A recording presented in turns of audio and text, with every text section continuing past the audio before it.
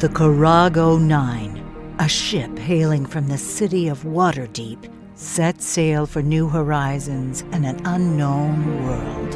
However, the passengers would soon find that their journey would not be a pleasant one. After a terrible storm wrecked their ship upon a strange shore, the survivors of the Karago 9 suddenly found themselves in a fight for survival. Our story follows the adventures of 3 of the surviving members of the wreck, Rose, Rince, and Russell. From escaping the clutches of terrifying beasts to traversing harsh and unforgiving terrain, our heroes have survived many challenges thus far. However, mystery and intrigue envelop this new land. It's up to our heroes to traverse and survive in this brave new world. Hey everybody, welcome to Brave New World, a D&D adventure stream. My name is Hank, I'm one of the players, and I play Rents. Hey everyone, I'm Mitch. I'm going to play the half-elf paladin Russell. My name's Evan, and I'm playing a female Furbolg gunslinger named Rose. My name's Trey, and I'm going to be the Dungeon Master. If you don't know what it is that we're doing, we are going to be playing a tabletop role-playing game called Dungeons & Dragons. If you've never played before, never seen anything like it, it's essentially a collaborative storytelling game where I serve as a facilitator of describing events, the scenery, things like that, and the players react to it. And together we tell a story. And tonight we're having a party because... all of us are celebrating. Woo! We're celebrating our 10th birthday. This is our 10th session in a row. For anybody that's ever played Dungeons & Dragons before, you can understand how... It's impossible. How did we do it?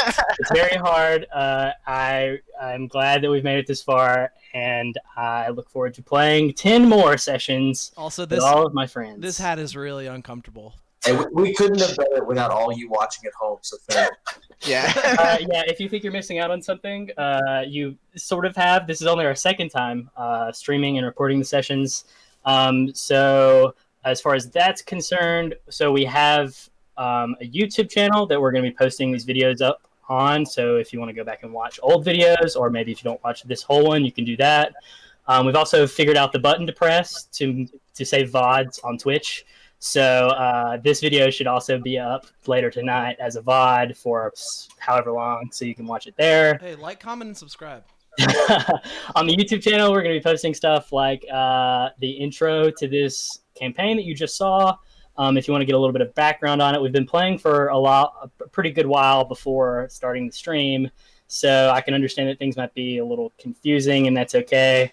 We're just kind of in the middle of the story, and we're just going to hit the ground running with it. Also, if you watched last week's video, you'll notice that we have some technological improvements, looking to make it a little better visually. I would like to think that I could carry the whole stream with just my charisma, but it's not going to happen. We've got a D&D Beyond overlay, so you can see the characters and their health points. We're going to have a grid up there for when they're in combat. You're going to be able to see that, and then you can see all of us up there. I'm sure it looks great. I'm not looking at it at all right now, so I can't actually verify that. Hey, Wizards, thanks for the sponsor, by the way, from Wizards. We're sponsored. We're sponsored by Wizards, like actual Wizards. So with all that out of the way, let's pick up where we left off last week.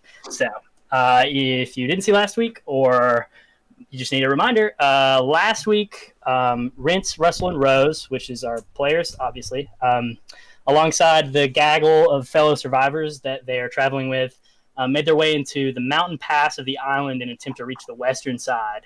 There they encountered a group of cave creatures that seemed to be cursed with the ability to only speak in rhymes. After disposing of the creatures, the party learned that the creatures might have been members of another shipwreck similar to theirs, the Karago 5, which is their ship was the Karago 9, so this was the previous iteration of that ship.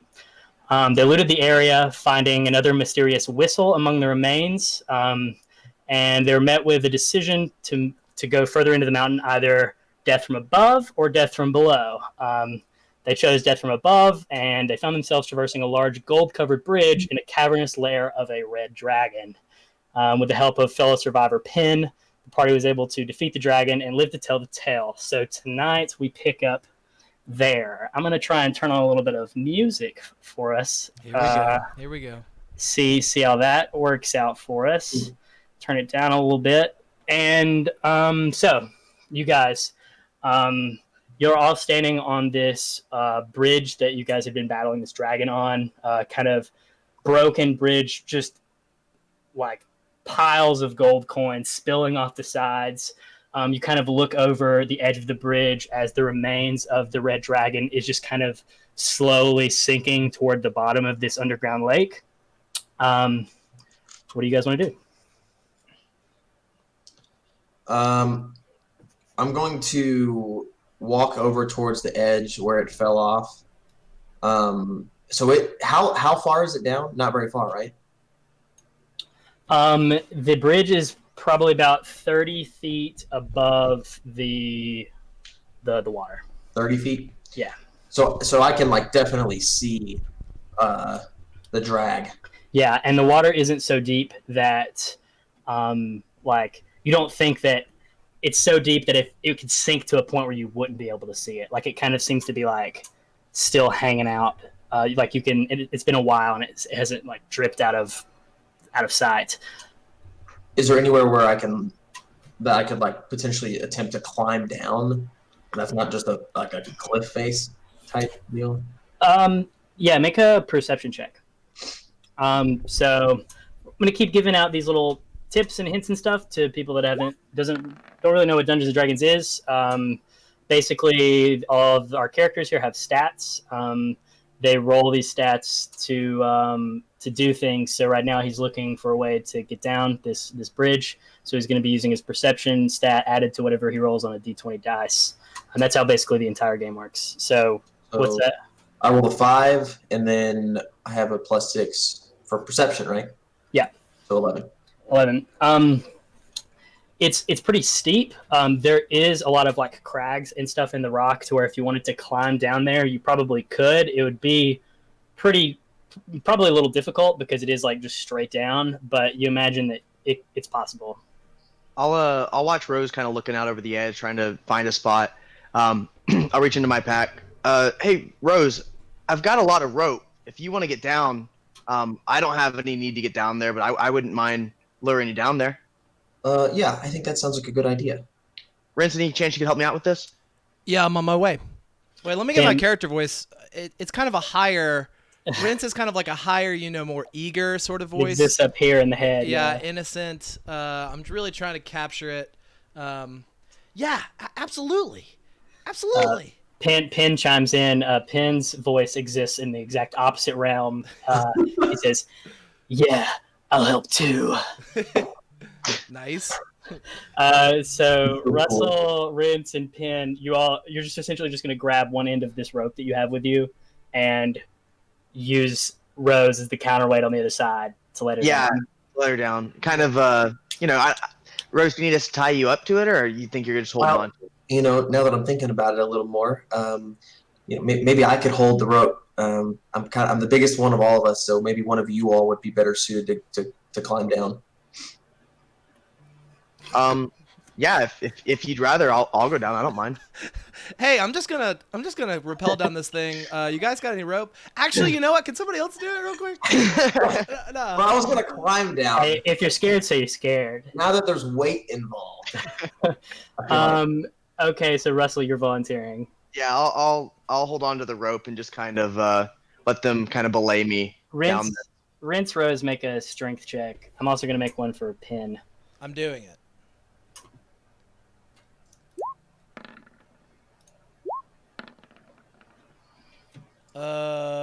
Let's see. Wait.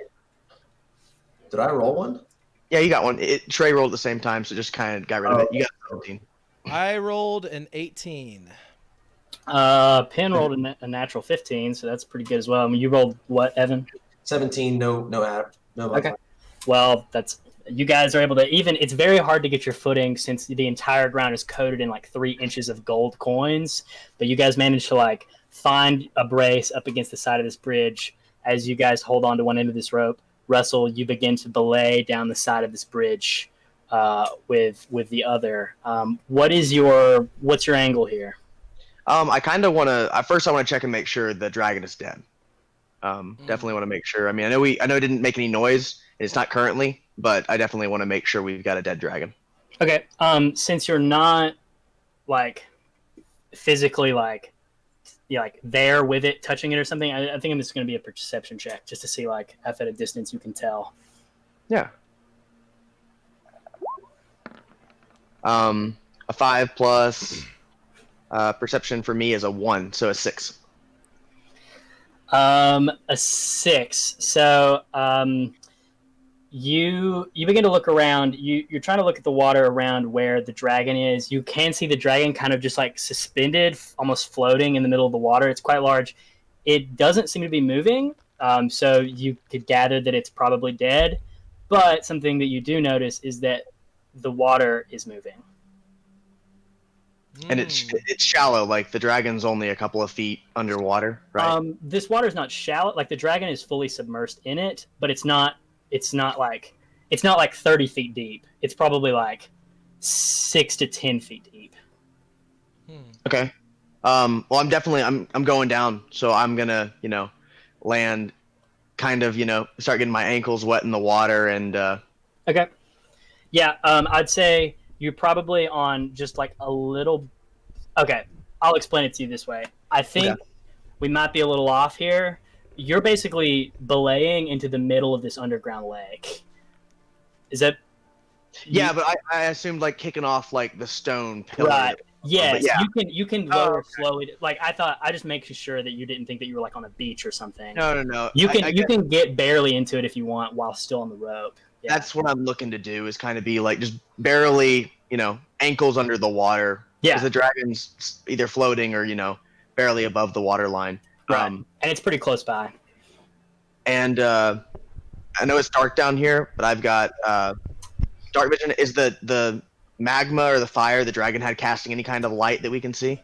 It actually is. It seems to be like being subdued by the water, but like you can see where the gash along its neck has kind of like opened up, and like the magma was spilling out into the water, but it seems to be just spilling out as this like black liquid now, as it kind of forms with the water and like loses a lot of its heat. So it looks like this like black liquid is just pouring out of its neck.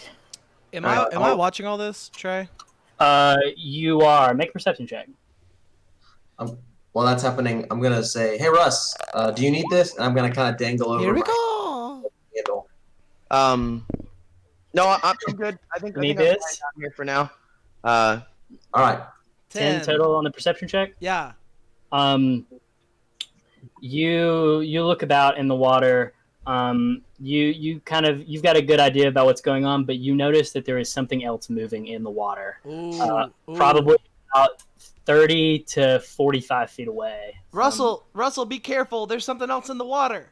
As Rose offers me the candle, I'm gonna pull out my little gem, and I'm gonna use one of the words to cast a light out of it. I have a gem of brightness, and so I'm gonna say illuminate, and it's gonna create a 30-foot radius dim light around me. Okay. You whisper your Harry Potter spell, Lumos, into this gem, and immediately around you begins to light up a little bit. With Rince sort of giving you a heads up, you kind of flicker the light on and kind of look out, and you see kind of a familiar dorsal of definitely the same creature you saw earlier in the mountain when you were near the beach, near the broken boat. There was like some creature swimming and like kind of breaking the surface of the water. This creature seems to be in here as well, and is swimming around in about 30 feet away. Something you also... Yeah, go ahead. No, you go. Okay. Something you also notice is that, so underneath the bridge, this is going to be kind of hard to describe, but I'm going to try because it's my job. Yeah. So the bridge, say the bridge is going east to west.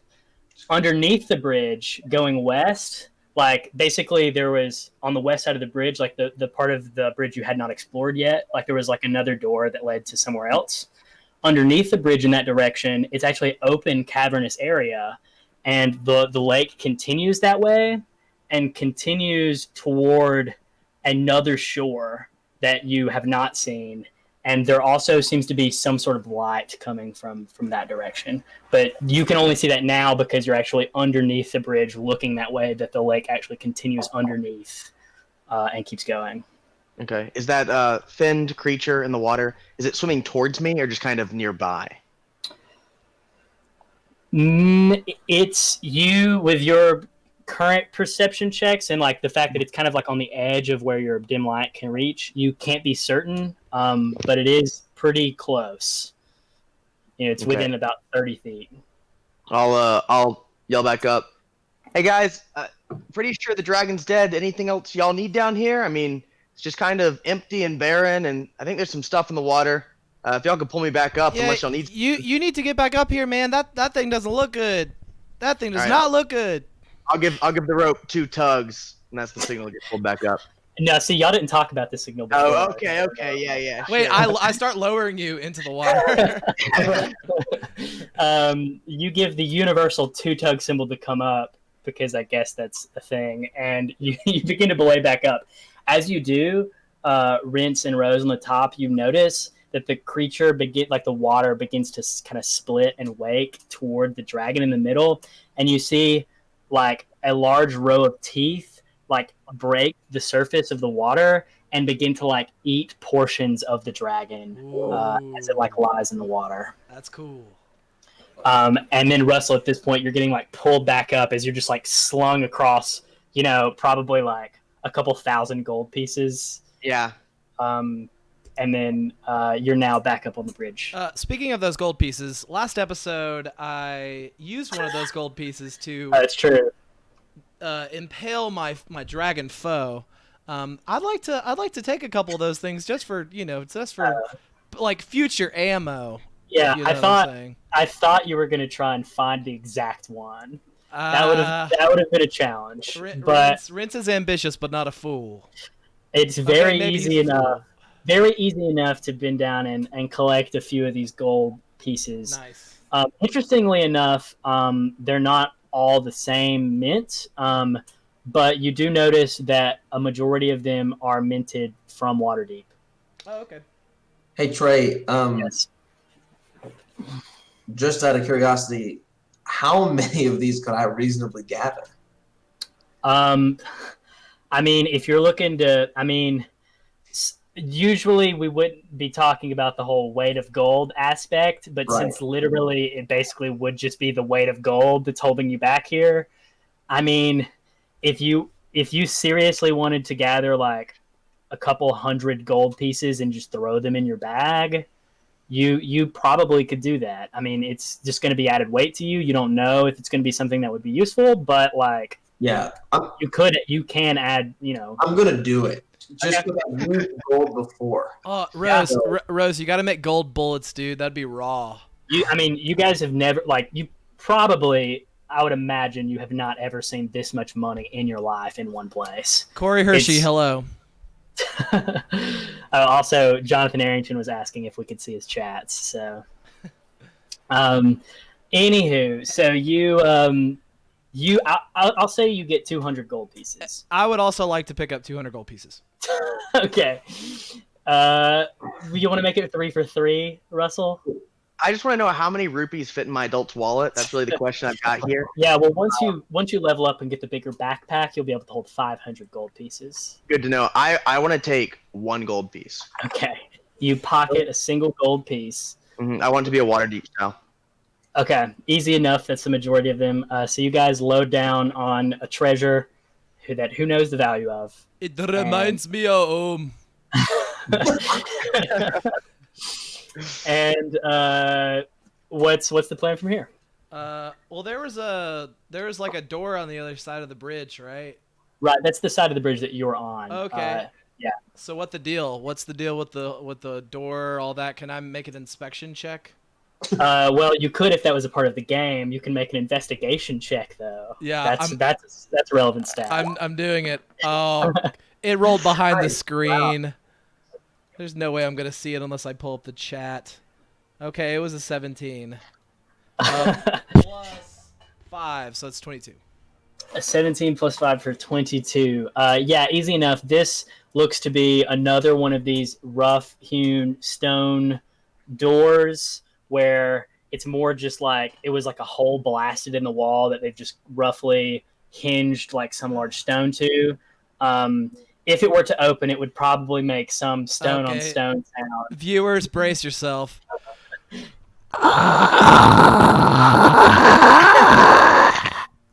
That's the sound it makes as you open it. It's one of those things that it takes way longer than it should to. Like it takes like a whole minute of that noise. It's awkward all around. I'm not getting paid enough for that. Okay, to be clear, you do want to open it though, or do you just want to make the sound of opening I'm gonna it? be like, hey guys, we got this door here. Are we ready to go through it or what? It's already. Off the bridge, correct? Yeah. So y'all were on one side. You were in the death from above, death from below room. You came out of a door onto the bridge, but it was severed in half. You jumped across it. So this is the other side of the And bridge. how long has it been since we left the rest of the party?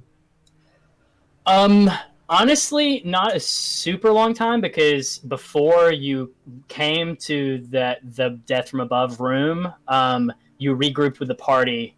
Then you went straight to that room, did a little bit of investigating, probably like 30 minutes, and then you walked into that room and had that battle. So I'd say it hasn't been more than like an hour. Okay. But we could like potentially even hear them if they were talking from here, right? Probably not. It was a bit of a walk. Yeah.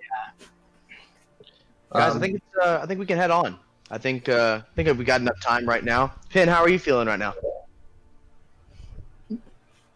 Well, I've had better days, but I got some sweet shots on that dragon, and I'm feeling pretty good. Rachel. Where are all the other dragons going? That's good. I'll walk over to Rose, and I'll put a hand on her shoulder, and I'll say, "Look a little worse for wear," and I'll pop 8 hit points into Rose. Ooh! That's tight. You lay your hands on her, and you put 8 hit points of healing power towards her. Anyone else? I'm pretty good. I'm good. All right, I'm gonna do that. That was cool. I'm gonna do that Wolf of Wall Street thing where I start beating on my chest a little bit, and making weird noises, Pumping yourself up? and I'm gonna pop 10 into myself. Okay. The Wolf of Wall Street thing? Yeah, exactly. Oh, hey, is that Wolf of Wall Street thing?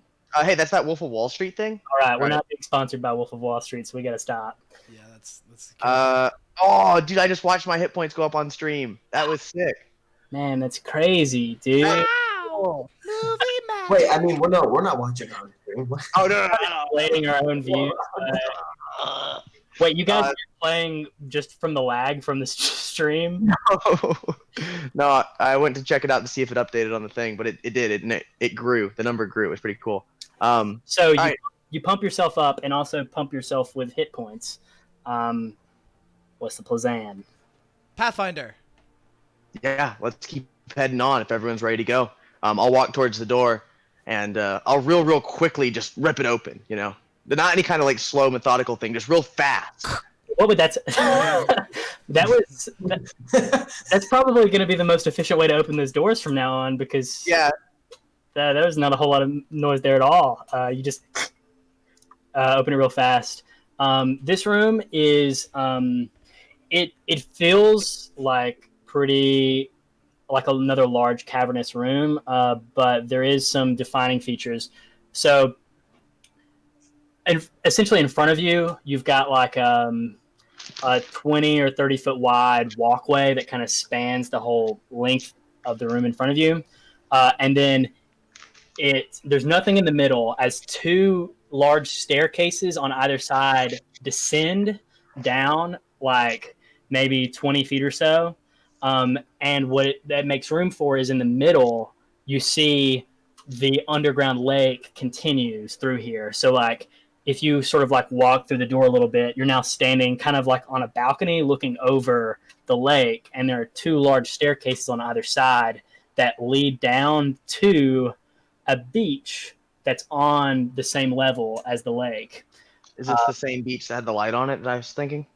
It does look similar. Yes, it was in the same direction. Do I see the light from here? Yeah. So they're on the beach, like on the far side. You see that there's a large stone wall, and there seems to be an opening in the stone wall that light is coming through. Sorry, I'm confused as to where's the water? Yeah. So imagine a room that you walk out of a door and you're looking over the balcony. Yeah. The water is directly below you, and the way you get to it, like it's like a 30-foot drop below. Yeah. And then there are staircases on either side of you that walk down to the level of the water that meet up with a beach. Okay. So the water is below you, and it actually extends into the room you just came from. If that makes some sense. Yes. There's an underground cave underneath the doorway. Timbers is perched atop my shoulder, my left shoulder specifically, and I'm gonna say, "Hey, buddy, you wanna go check that out?" And he's gonna say, "Squawk!" And then I'm gonna send Timbers down the staircase to check it out. Oh, sorry, I'm messing with sound. Okay, so you said send Timbers kind of flying down the staircase a little. You looking through the eyes of your familiar owl, kind of fly through it. It's a pretty large area in here. It goes down the stairs. You can see that if you look back, like when you get down to the level of the beach and look back toward the water, like looking back to where everybody else is standing, you can see that this lake does go underneath. It forms like a passage. Like you can access this room by water or from the bridge. Gotcha.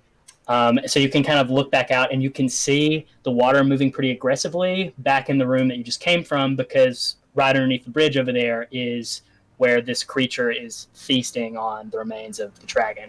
Yeah. But Timbers is also down there, notices the light coming from this hole in the side of the stone wall. Looking through, appears to be outside.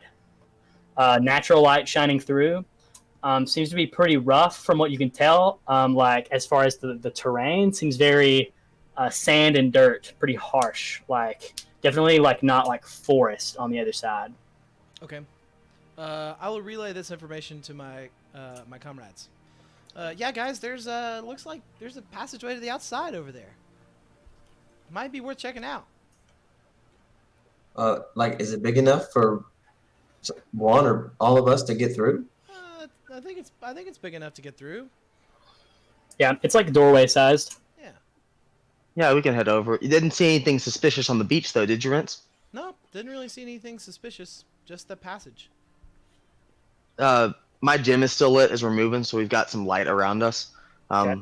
Yeah, I've got So- Yeah, so kind of that whole like moving through the darkness with the light on us kind of vibe. So y'all, along with Penn, want to move down the staircase and then onto the beach. Yeah. So you guys, with a decent amount of light at this point, begin to make your way down the stairs. You can, now that you're starting to like walk down the stairs with your like lights next to the walls, you can see like incoherent like scribblings all across the wall in this like similar like dark reddish purple that you'd seen previously. Some of it is completely incoherent. Some of it seems to be more like kind of rhymish like you saw before. But you can't really, it seems to be kind of like crazy talk a little bit. Like it doesn't make sense. It's like made up words that rhyme, but they don't make any sense. And you just like notice these scribblings on the walls as you make your way down the stairs and next to the beach.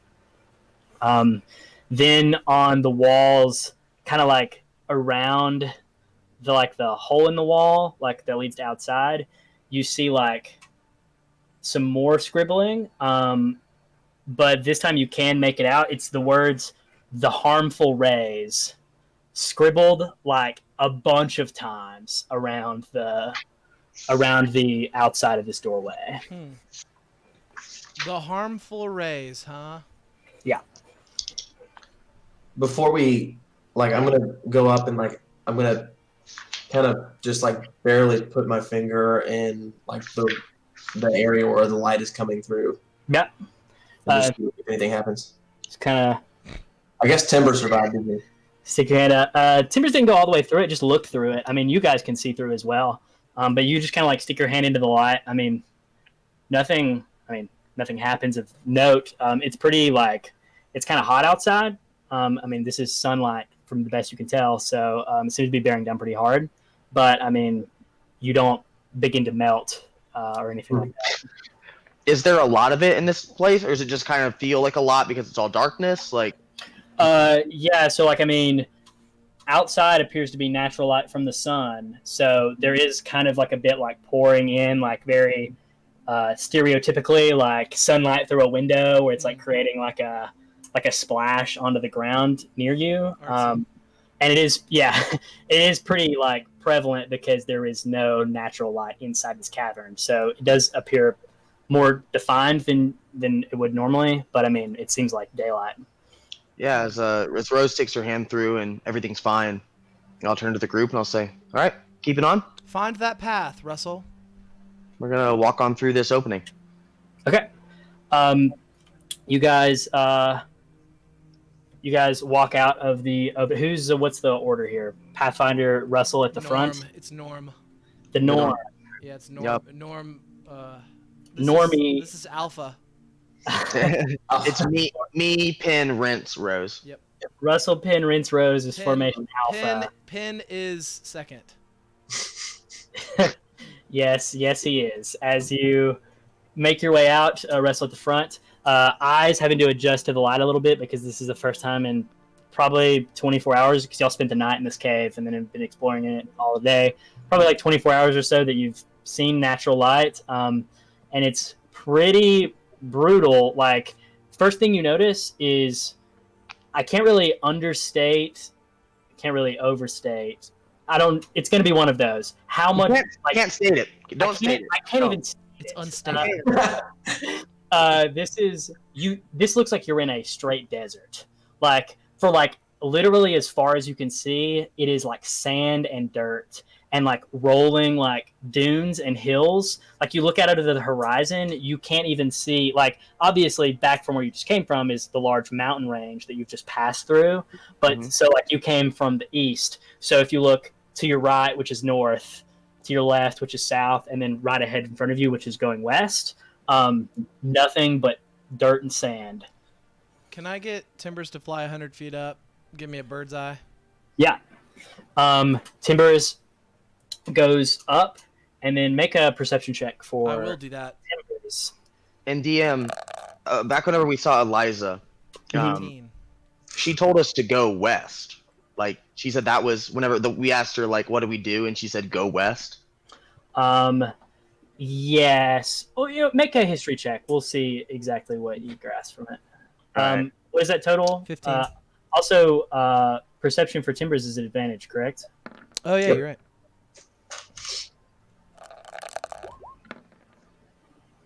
Okay. That would be 16. 16. And what was your history check, Mitch? It's a 6. 6. With a 6, you can remember that she said to go west, but you can't remember a lot of the details about anything else she said. Rinse, you send Timbers up and look out with a 16. Scan the area. I mean, it's pretty far in all directions, just sand. I mean, you only going up 100 feet doesn't put you past, like, over the top of, like, the mountain ranges behind you. Those are very tall, so like you can't see back toward the east. Right. But looking out in the direction that you're like sort of headed, it does look like there could be some faint, very faint, distant landmarkish type something in the west or maybe southwest. But it's so far away you can't even like make out, like, you can't say for certain that, hey, there's a forest over there, because it's just like something on the horizon. But it seems like from what you can tell, there's got to be like miles between here and there. Could I make a survival check as to how survivable this trek would be to get that far? Please make a survival check. I will do that. Can he relay that information to us? This is all happening so suddenly. It's actually Rain Man style. Like, he's just like looking out over the desert and equations showing up. That's an 8. I mean, you've walked multiple miles in a day or two before. Like, it's not something unheard of to do it. This does seem kind of like a harsh place, so you'd have to think about food and water and stuff if you were planning on making some long journey. Whether it's impossible, you're not sure. But I mean, with a 6, you're not certain if it's something that could, you're just not certain. Do my chances go up knowing that I literally have unlimited water? You are pretty set on the water, yes. With your decanter of endless water, you think that you could survive for a while if need be. The only question mark for you is how far it would be. Right. Yeah. Well, boys, I've assessed the situation, and it might be tight getting all the way across this desert. I'm not sure about our chances. I mean, we could probably do it. We're a couple tough young chaps, but just not sure it's worth the risk. Well, why don't we go back and get the rest of the party and bring them, and then we can decide as a group. Sounds decent idea to me. Let's do it. Rence, you saw for quite a while that we've got these rolling sandy areas, and it's hot, right? Like it's. Yeah, you imagine it feels hotter than it normally would because there's no tree cover from where you're at. There's just there doesn't seem to be clouds in the sky. It's just beating down on you. You imagine it probably wouldn't be any hotter than it would be on the east side of the island, but just from the situation that you've got, it does feel hotter than normally it would. East side. We'll definitely have to consider some of our, weaker, more elderly members if they can traverse something like this. I feel like this might be a little difficult for someone like Lindsay, but we'll talk about it when we get back to camp. Let's head back. Pathfinder, we're at So- the lead. Are we going to bring them back to this where we are right now? I assume that we would go back to the camp, which is again only an hour away from where we are or maybe even 20-minute walk from where we are right now. It's across the beach, up the stairs, over the bridge, through the information room, and then a 10-minute walk over the hills, through the woods. Yeah. So we probably have 15-20 minutes before you get back to the room where they're sitting around the campfire in the main hall. And then we can talk about it there. So I'll turn us around and we'll walk on back. Pathfinder. I lead on. All right. With you at the lead and having traversed these paths before, you lead the party of 4 of you guys back up the stairs, over the bridge. If you guys can just jump it if you want, or if you want to come up with some fancy way to just flex on the bridge. Ice bridge. You ice bridge it and walk across. I do. That's what I do. For those out there who don't know, I have this sweet spell called Shape Water, and I am a waterbender, and I can freeze water. It's awesome. Everybody hates me for using it. He sometimes cheats, but that's fine. Look, cheating is just part of life. You freeze the bridge. If you're not cheating, you're not trying. That's what I was always taught. Hey, someone clip that. Someone clip that. All right. Cheating is part of life. You cheat your way across the bridge, and then you continue to follow Russell as you go through the death from above, death from below room where you found the chests. Then after that room is the cavern room where you fought the crazy cave creatures, which is their formal name. And then there's a pretty long pathway, 15-20 minutes or so, back from that cave to the base room where the rest of your party is. We relay all of the information to them. Okay. One thing of note, you don't see Red. No red. What in the? No Red. Oh, crap. Everyone else I'll is accounted for. Yeah, I'll turn to Rada. 1, 2, 3, 4, 5, 6. Where's Red? Where's he gone? Rada, where's he gone? Look, I don't know. One minute he was here and then he wasn't. I couldn't even explain it. I didn't see him leave. I mean, it's not like we were keeping people from leaving, but I mean, nobody saw him walking out or walking into the caves. He was just not there. Rince, go find Reizu. Ask him if he saw anyone. I know he was standing guard. I was about to find Reizu. Yeah. Reizu's like standing right there, so she's like, Reizu.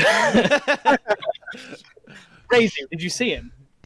Reizu's like, Reizu looks like he knows you're going to be disappointed. Disheveled. He's absolutely lost his marbles at this point. He's like, I was standing guard, watching out to see if anybody would come, but nobody came through. I didn't see anybody leave. He was just gone. Hey, buddy, it's gonna be okay. It's gonna be okay. You slipped up, but I've got you time, can't. though. Look, whoever took him, I'll cut him. Yeah, you will. Yes, you will. Yes, you will, Reizu. Do not let this happen again. Okay, you hear me? Yeah, no, it never will. And if it does, I promise you can have this knife back. You can. I'll leave the party. I'll survive on my own. All right, Reizu. It's all right. Don't worry about it. We'll figure it out next time. Keep the knife. Keep the knife, Reizu. Please keep the knife. Thank God. Okay.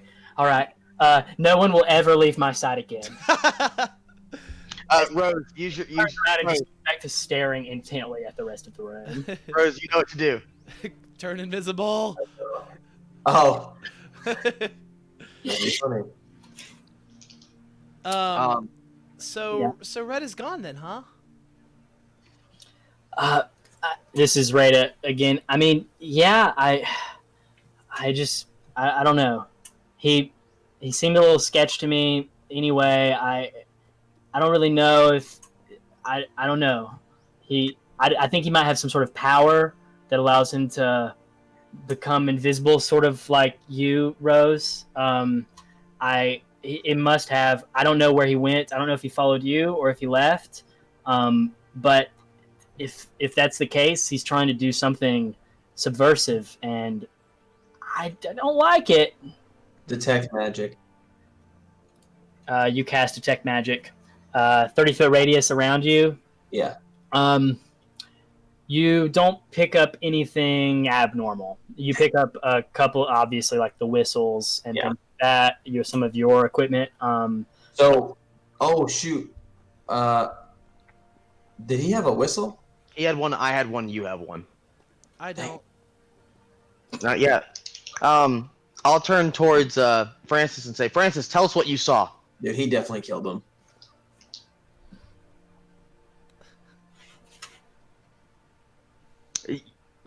Oh yeah, that's right. I hand him a sheet of paper. He takes it from you. He kind of like stares at you, nonplussed, and then scribbles a little bit, and then hands it to you. And then it's literally just like a small sketch drawing of someone going.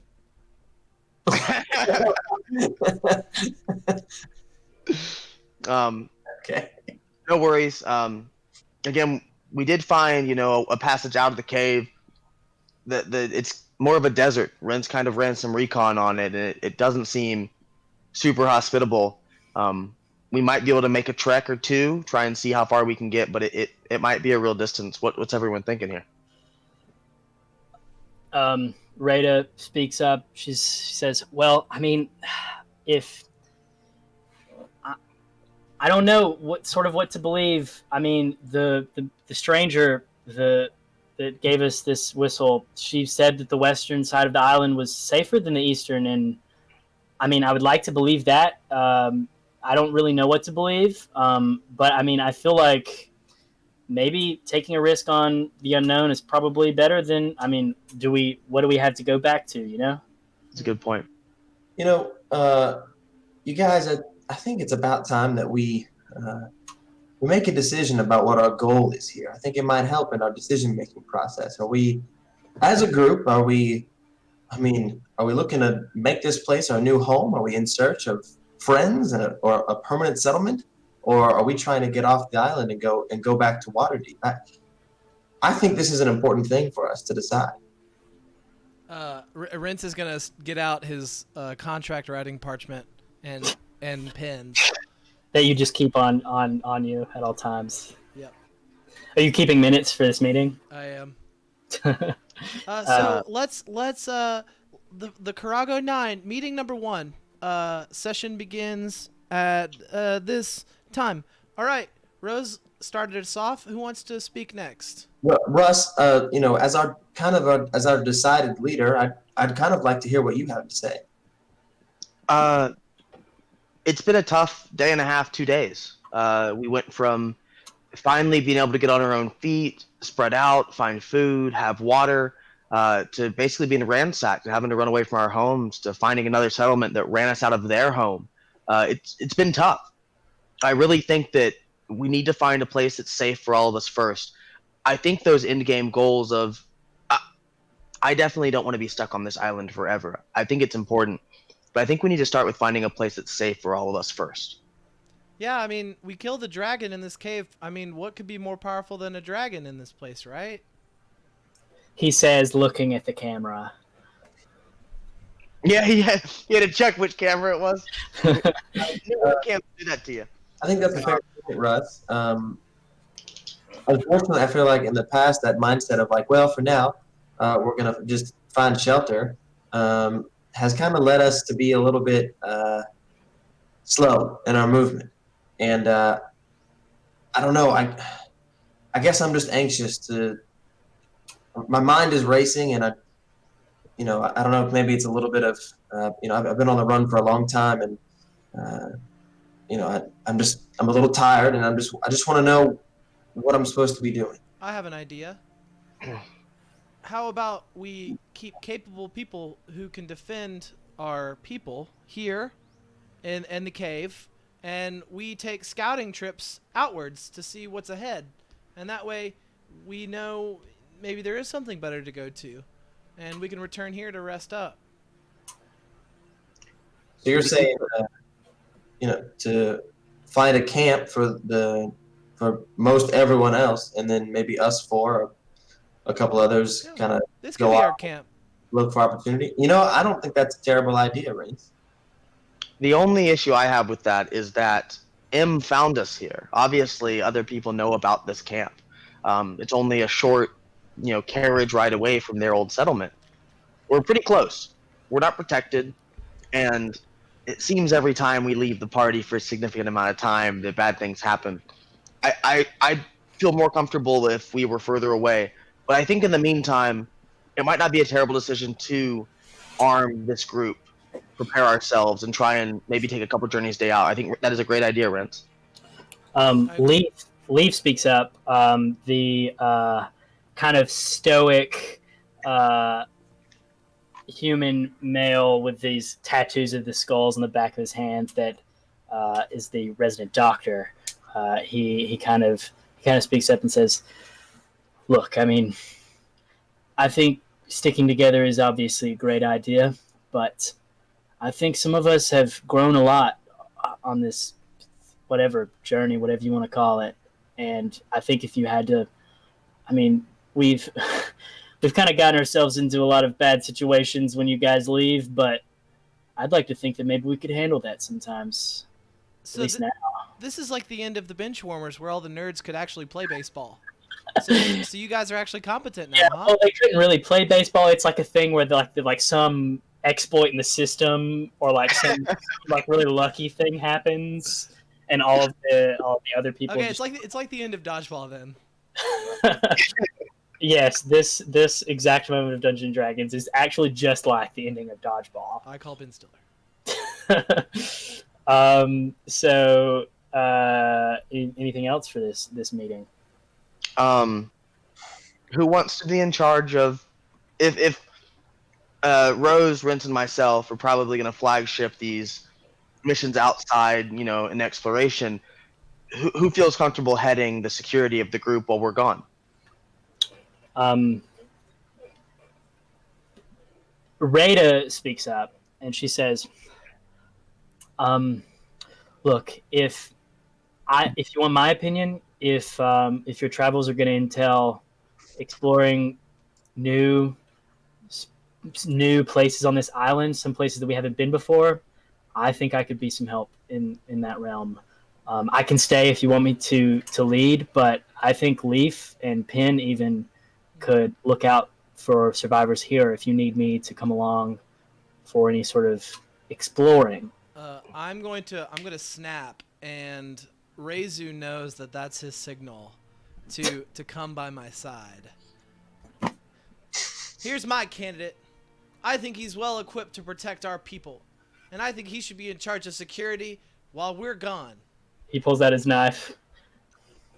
He's already lost one. I'm not sure he's off to a very good start. Oh, okay. Come on. Oh, it was Rose. Why'd you have to say that? I'm not out here to hurt anyone's feelings. He's right. Look, he's gonna do better. This was just his first time around. He's not. I think he will make a great leader in time, but he's surrounded by several others who I think would be good role models. Experience is the best teacher. I say we put him in this power position. I think Reizu could learn a thing or two, possibly watching Pin and Leaf forward this protection of our group.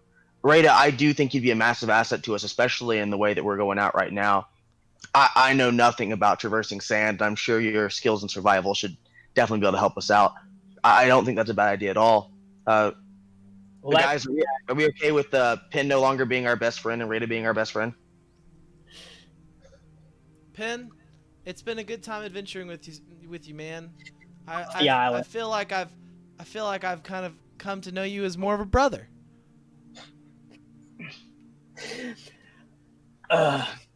Thanks, I guess. Then please hand me your torch.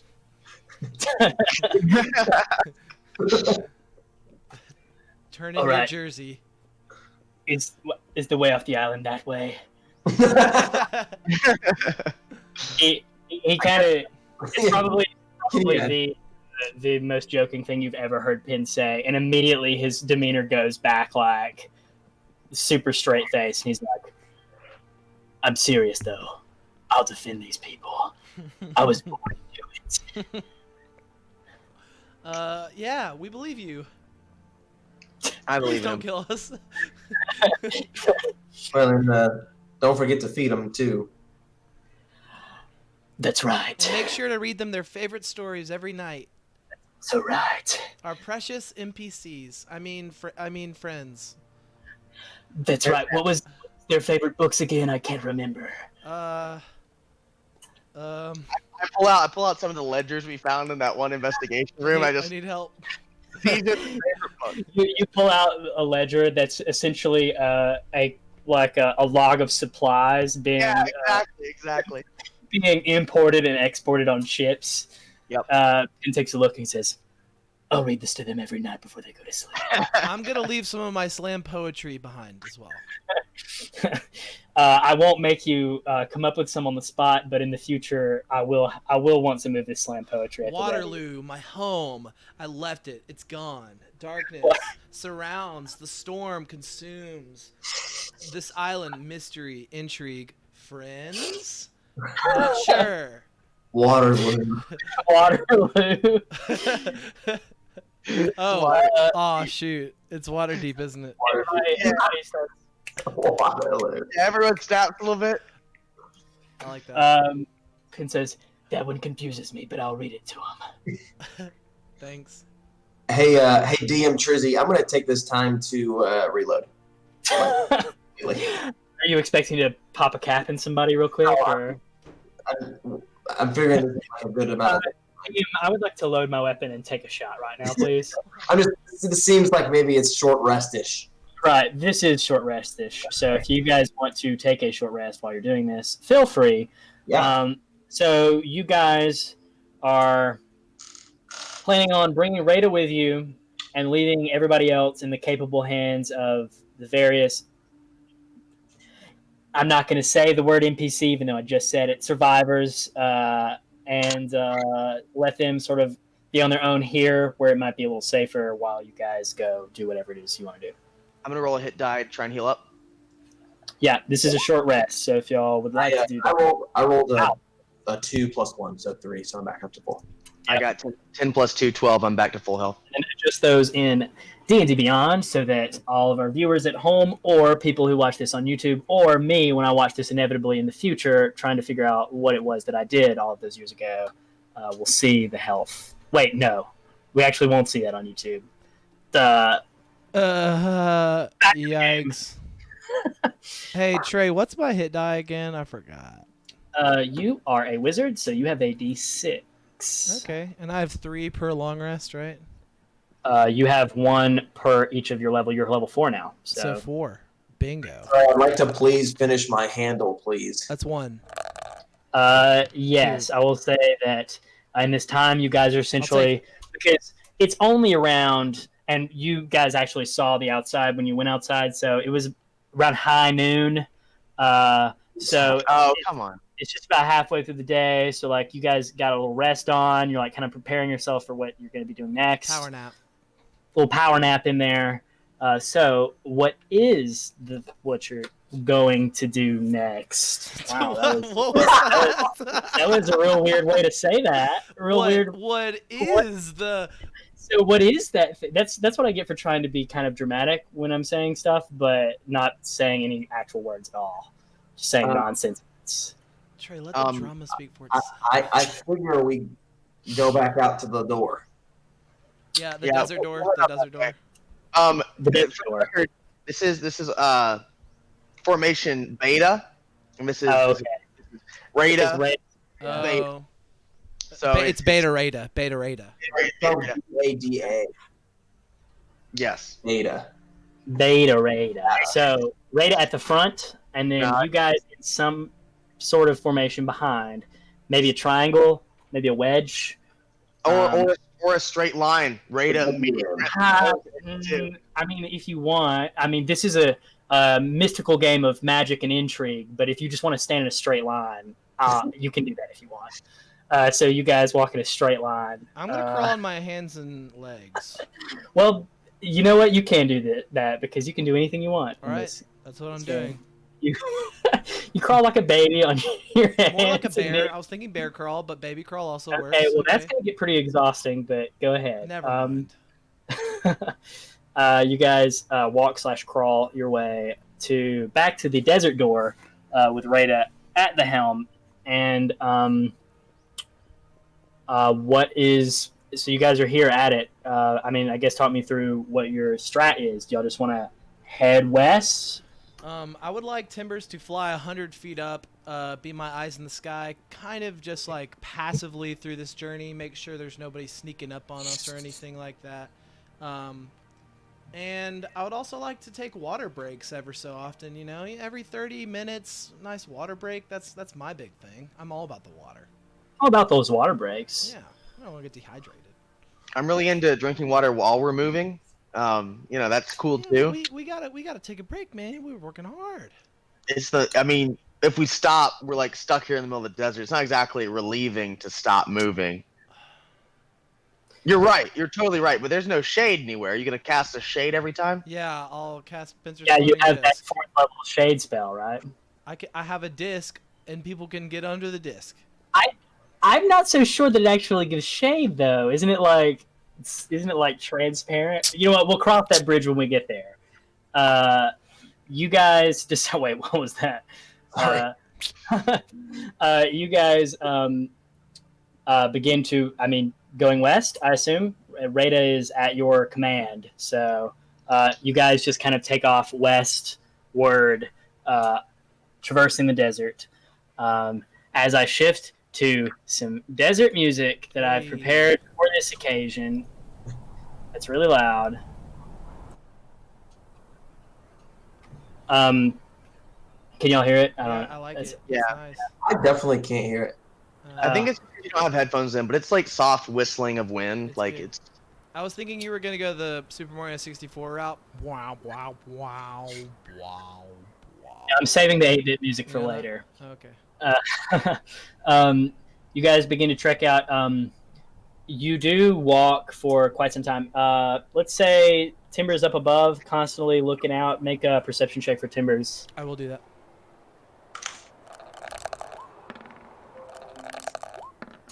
That's a 10. That's A 10. That's a Advantage? 10. Yep, that was at advantage. Okay. Timbers is on the lookout above you guys as you begin to trek. There is a slight bit of wind, probably not as much as you're hearing in our ambience but it's not like a sandstorm around you or anything. You guys sort of are trekking through this very remote desert, as it is pretty hot. Are you saying you do want to take breaks every like so often? Yep. Just like, okay, well, I'll say what, like every 30 minutes or an hour? Yeah, every 30 minutes just to be safe.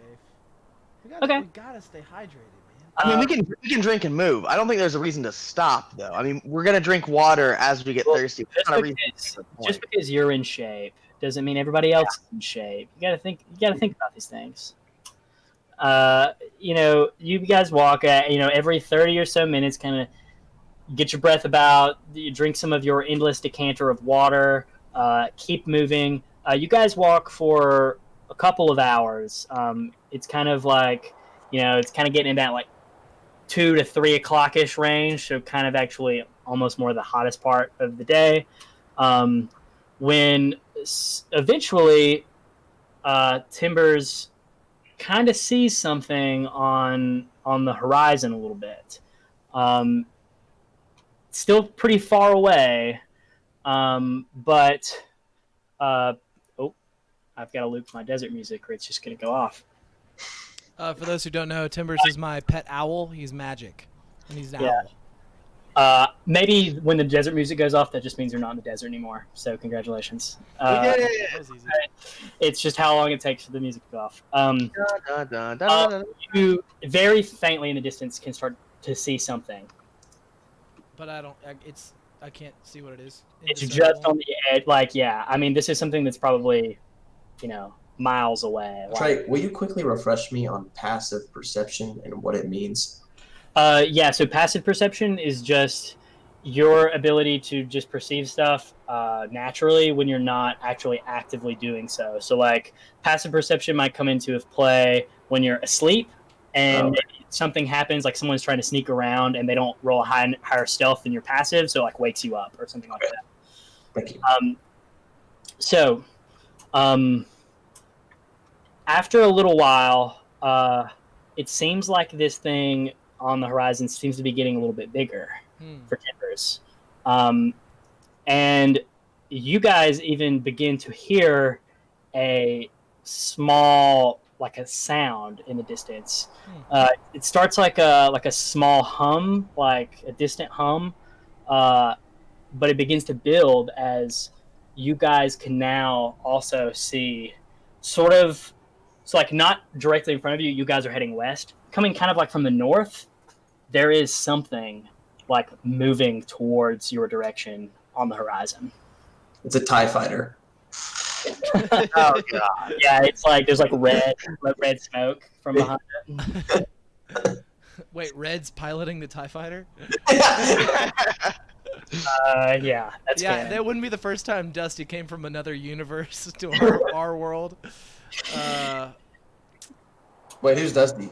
Yeah, who's Duddy? I'm going to send Timbers a little bit closer to get a closer look. Also, I'm going to tell my compatriots to take a defensive. Patriots.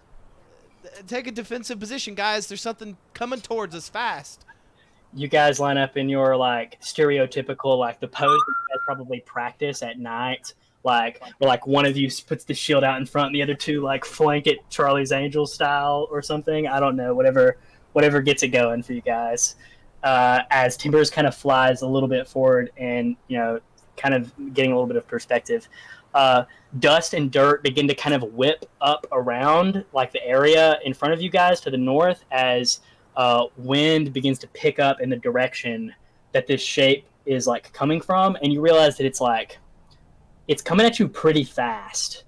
And pretty soon it's to a point where you can see it. And Rents, you notice first through Timbers, and obviously you're looking through the eyes of Timbers, so this is something you would notice. Right. You notice what definitely seems to be the makings and defining features of something that you're very familiar with, but are very surprised to see right now. Approaching you guys is undoubtedly a large ship, like a large mass of wood and parts slicing effortlessly through the dunes of this desert. You see now as it comes closer, sails are a full mast as the ship nears your position. It stands over 30 feet tall, and it begins to slow down as it approaches you guys. I'm doing one of those comical like things. Like, so it gets close enough to where you can see that on the helm of the ship there stands a humanoid figure, but like as the sun is like blazing down behind him, it like casts shadows, so you can't really make out the features of this creature like up at an angle of like 30 feet, with the sun blasting down. But a kind of a gruff male voice calls down from the ship. "Travelers, I noticed your presence from across the seas. Don't worry, I'm here to help."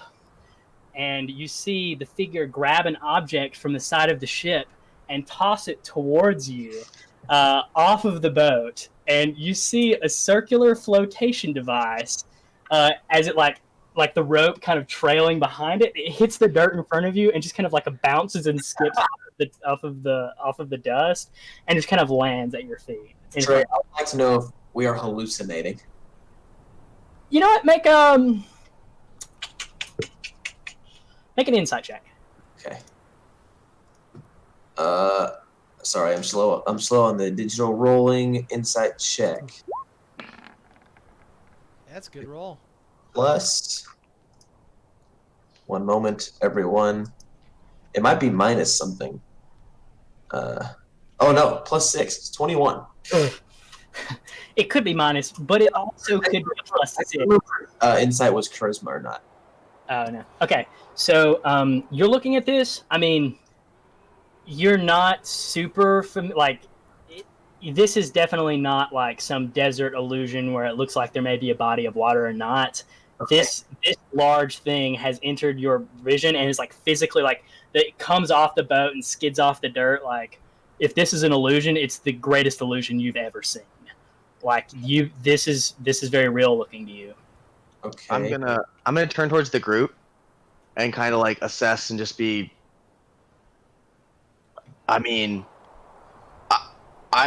I'm down to get on this ship. Yeah, I'll try anything once, I guess. That's Rince's whole thing.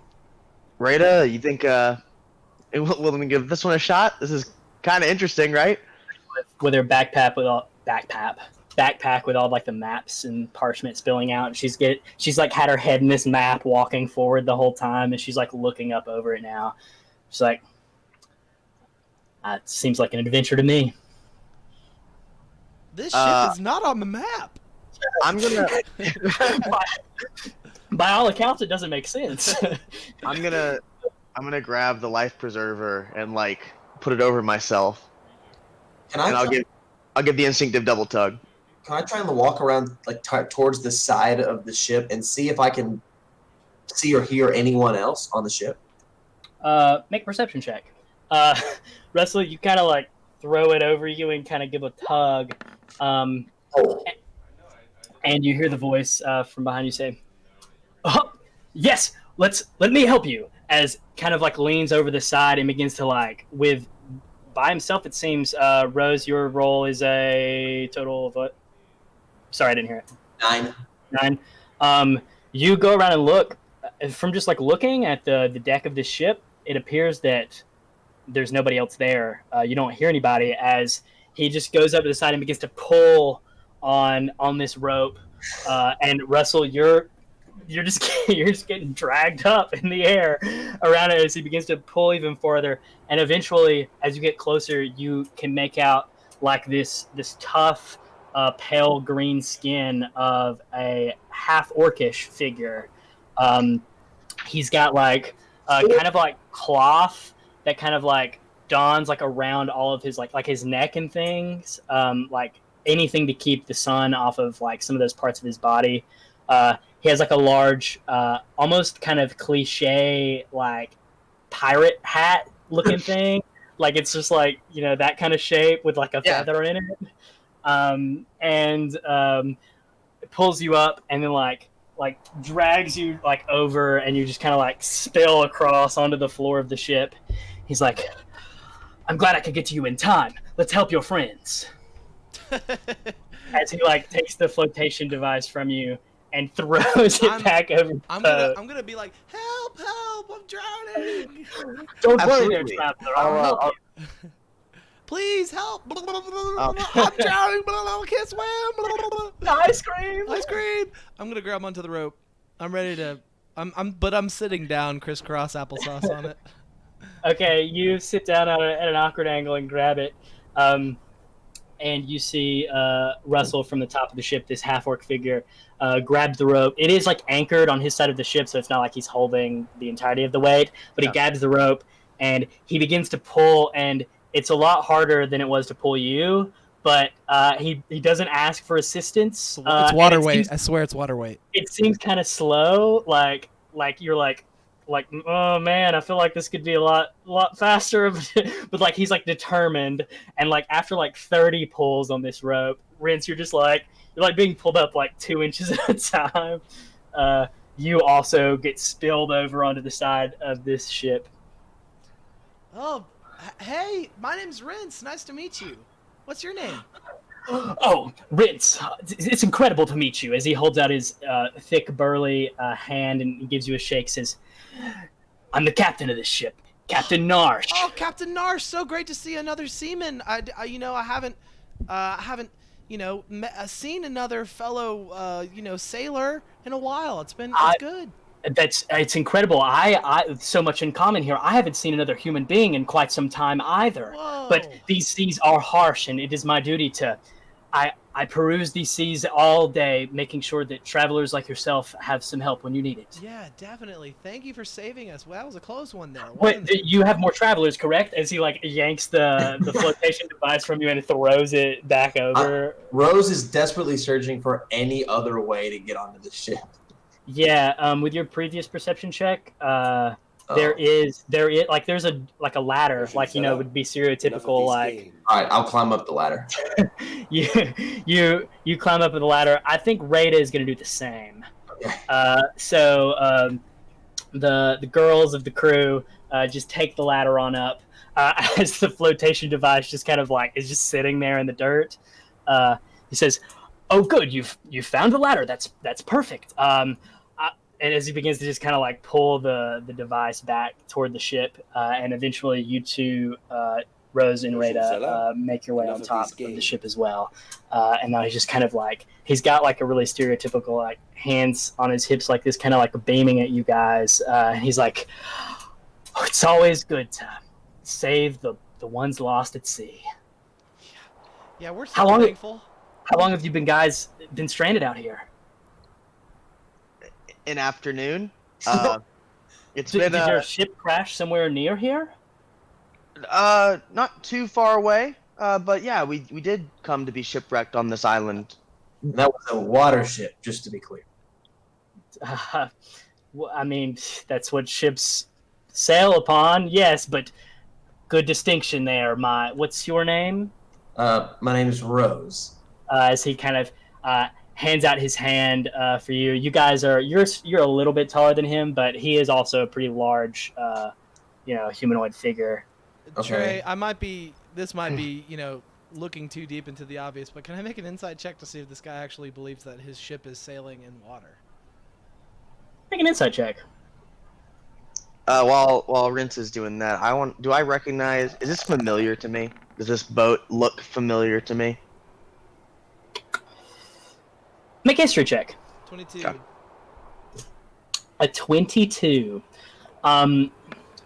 Rince, obviously this character to you, seeing this ship in this way, it's obviously something that you're very familiar with, and you've been paying close attention to everything this guy's been saying this whole time.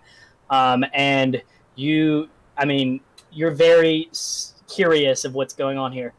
He has not once referred to anything as not like everything has been about the sea and this ocean. Like, you remember him saying that he spotted you across the ocean and that he's like saving you from the wrecks of the sea. Like, I don't know if you can confidently say this guy believes he's on the ocean, but he's literally not said anything to the contrary. And what's his name again? Narsh. Narsh. Captain Narsh. Captain Narsh. Captain Norsh. Russell, what'd you get on that? History 18. 18. So what you notice about this ship, and Rince, you're able to get a little bit about this too without a roll, just because that's your whole thing, is like the makes of ships and things like that. That's true. This ship doesn't stand out as being something like very classical, like the same exact ship that you came on. It seems actually to have been, it's got like a lot of heavy modifications to it. Like you notice now that like the hull is kind of like been just like scrapped together with like a lot of different pieces of wood. Like you think that the skeleton of a ship might be there, and it's got vague resemblances of a ship like the one that you came across on, but it's heavily like it's like a ship of Theseus type of situation. Like so many parts have been added to it that you're not really sure what the original ship looked like. It's like that Gundam that's made up of a bunch of other Gundams. I'm sure that's exactly what it's like. Captain Nosh, you have a crew? Crew? No, I've been on the seas by myself for quite a while now. But would you guys be interested in manning the ship with me? Well, just out of curiosity, where would you take us? Oh, this ship, I sail the oceans. It's just sort of my duty to look out for others on the open seas here. Anybody else that might have fallen to some sort of shipwreck or might be lost at the sea. I make my rounds. It's open space. It's just me and the sea. I'm gonna take a gold coin out of my pack. I'm gonna take a bite, and I'm gonna say, Narsh, we're gonna be the most powerful sailors on this island. Ding! And I'm gonna flip it towards him. He catches it in the air and he says, "All right, you are, Rince." And he holds out his arm for like one of these, like kind of handshake. I do it. I am aglow with nautical camaraderie. Even though we're not actually on water. Is there what can I help you guys with? What's the story here? I'm always in for a good tale. Yeah, Narsh. My name is Russell. We've been at sea for a while now, kind of looking for an opportunity to, stretch our legs. What's the travel time? How long does it take you to cross this ocean here? What's on the other side? Oh, the other side of this ocean? I've never seen the other side of this ocean. One side is heavy sea mountains. Another side is heavy sea forests. The other side, there is some land, I believe, toward the north, but these are wide open seas. It's hard for me to get around to these places very often. I just kind of patrol out here. I nudge Russell, and I'm like, "Come on now, Russ. Don't encourage it." And west, when you sail west, what's beyond the horizon? Well, I'll be honest with you. I don't do a whole lot of sailing west because west is where a lot of the bad sea storms occur. Lots of heavy rainfall and thunder and lightning, and the waves get very, very high and dangerous, and I just tend to stay out of it. I mean, it'd be a prime place to go save some helpless travelers, but it's just too much for my ship to handle. Narsh, do you work for anybody, or are you self-employed? I guess I work for myself. I mean, I don't really do it for money or anything like that. I just travel these seas looking to do good. Are you from around here? Make a persuasion check. Respect, Narsh. Respect. Me? Yeah. Shit. You know that's like my thing. Like that'd be cool, but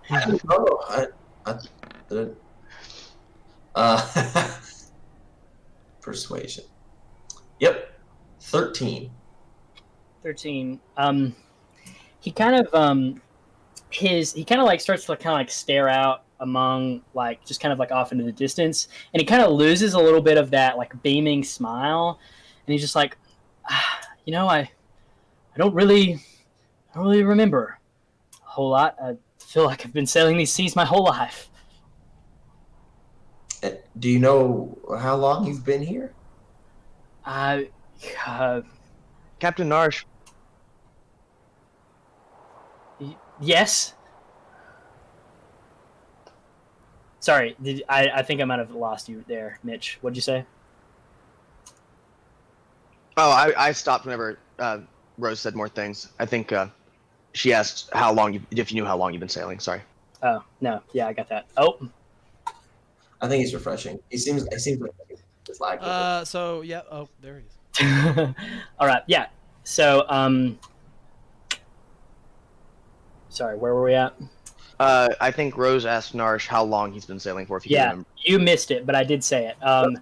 that's an awfully long time. If it seems like forever. Tell me something. We came from back that way, where there's some caves and through the mountains. Yes, eastward is the Sea Mountains. Yes. Yes. What are your general feelings or opinions about that area? Is it a more dangerous area, or is it safe? I mean, all I know is these waters here, and I mean, I've done some sailing near these Sea Mountains. They're less dangerous than the harsh waters of the western side, but I mean, you can never be too careful out here. Storms happen anytime at almost a moment's notice. Narsh, it's getting really, it's getting kind of harsh out here. Can we go inside and get a drink or something? Oh yes, let's go below deck, please. Yeah. Hey Narsh. Yes, Rose. Narsh, excuse me. Have you ever been to a beach? Captain Narsh was my father's name. You can just call me Narsh. He doesn't say that. You're the DM. You can't anti-canon the things you say. Come on. A beach? Well, I think there might be some land toward the north, but I have no need for the land. My job is out here on the open waters. So I've got something interesting to tell you about. I don't know if maybe we're perceiving things differently, but where we are right now, to us, seems like sand, land. But you seem to be pretty convinced that it's water. So I just wanted to make you aware that we may have some sort of perceived dissonance here. I just want to make sure that we're communicating all right. Make a persuasion check. So what about that drink, huh? Hey, Russ, you got anything to say here? Yeah, usually you butter them up before you destroy their whole mind view, but this is fine. No, I'm not. This guy might blow up. You might break. He might literally explode. I mean, come on. Spud. Social cues aren't my thing. Spud, check your phone real quick. Okay. Also, 14 or 13 again. Okay. Narsh, he kind of like, once again, you see this kind of like a distant, like he's like looking kind of past you at this point. And he's just kind of like, he's still got that smile, and his hands are still kind of on his side, but he's just kind of like thinking. And eventually says, he just kind of busts out laughing. He's like, oh, Rose, you're quite the comedian. Well, of course we're on the open seas. I mean, maybe this heat's getting to you, but let's get below deck. Let's have a drink. Maybe things will be. Maybe we can get some water in you. Yeah, absolutely. Lead on, Narsh. And as Rince and Narsh head off talking about, the structure of the boat and blah, the ways blah, to sail. blah, mast, blah I blah look at blah. Russ and I'm like, am I going crazy? Or, I mean, we're in a desert, right? We are in a desert. I mean, it's been hot. We've been stopping to drink. He literally just pulled me up in a life preserver off the sand. I still have sand, and I shake my shirt, and there's dirt that flies off. I don't like sand. It's Yes. A good one. That's a good goof there. This is a weird place, and I think this is a massive opportunity for us to scale this sea as quickly as we can. I'm considering proposing an idea where we do take this voyage west. We have a crew that could supply the ship, and if we can get through those harsh storms, we might be able to get to safety a lot faster than we thought. What do you think about him taking us a little further east, back to the caves we were at, grabbing everyone, manning the ship, and heading west? I don't know if I feel comfortable bringing everyone else along. I think maybe we should just stick. I think maybe it'd be best if we just stick with us four. Hey, quick thing. Thanks, Will, for hosting us. You the best. See you at work tomorrow. I feel that if we are to take what he has to say with some kind of grain of salt, even if it is all water, or even if it is all sand, it's expensive. If this guy can sail a ship over the ocean, as he says, this isn't anything we're going to be able to trek in a day or 2 days or 3 days. We need some kind of transportation to cross this. I don't see another way for us to take the rest of the group anywhere else other than through this amazing means of transportation, which is absolutely not making sense to me either. As you guys are kind of having this conversation, Rince and Narsh have just been kind of blah, blah, blah, ship, blah, blah, blah, blah, mast. You see that he's got a point in the conversation. He's like, well, I guess we're going to be having a bit of a brunch. I guess I'll dock here then. And you see he walks over to like a comically large anchor, and like he struggles with it for a hot second, but then he just jumps it over the side, and like it travels through the air for a few seconds, and then just with like a loud, awful sound, just nails the ground, and then it's just kind of like sitting there in the dirt. What's that noise? What's that sound like? The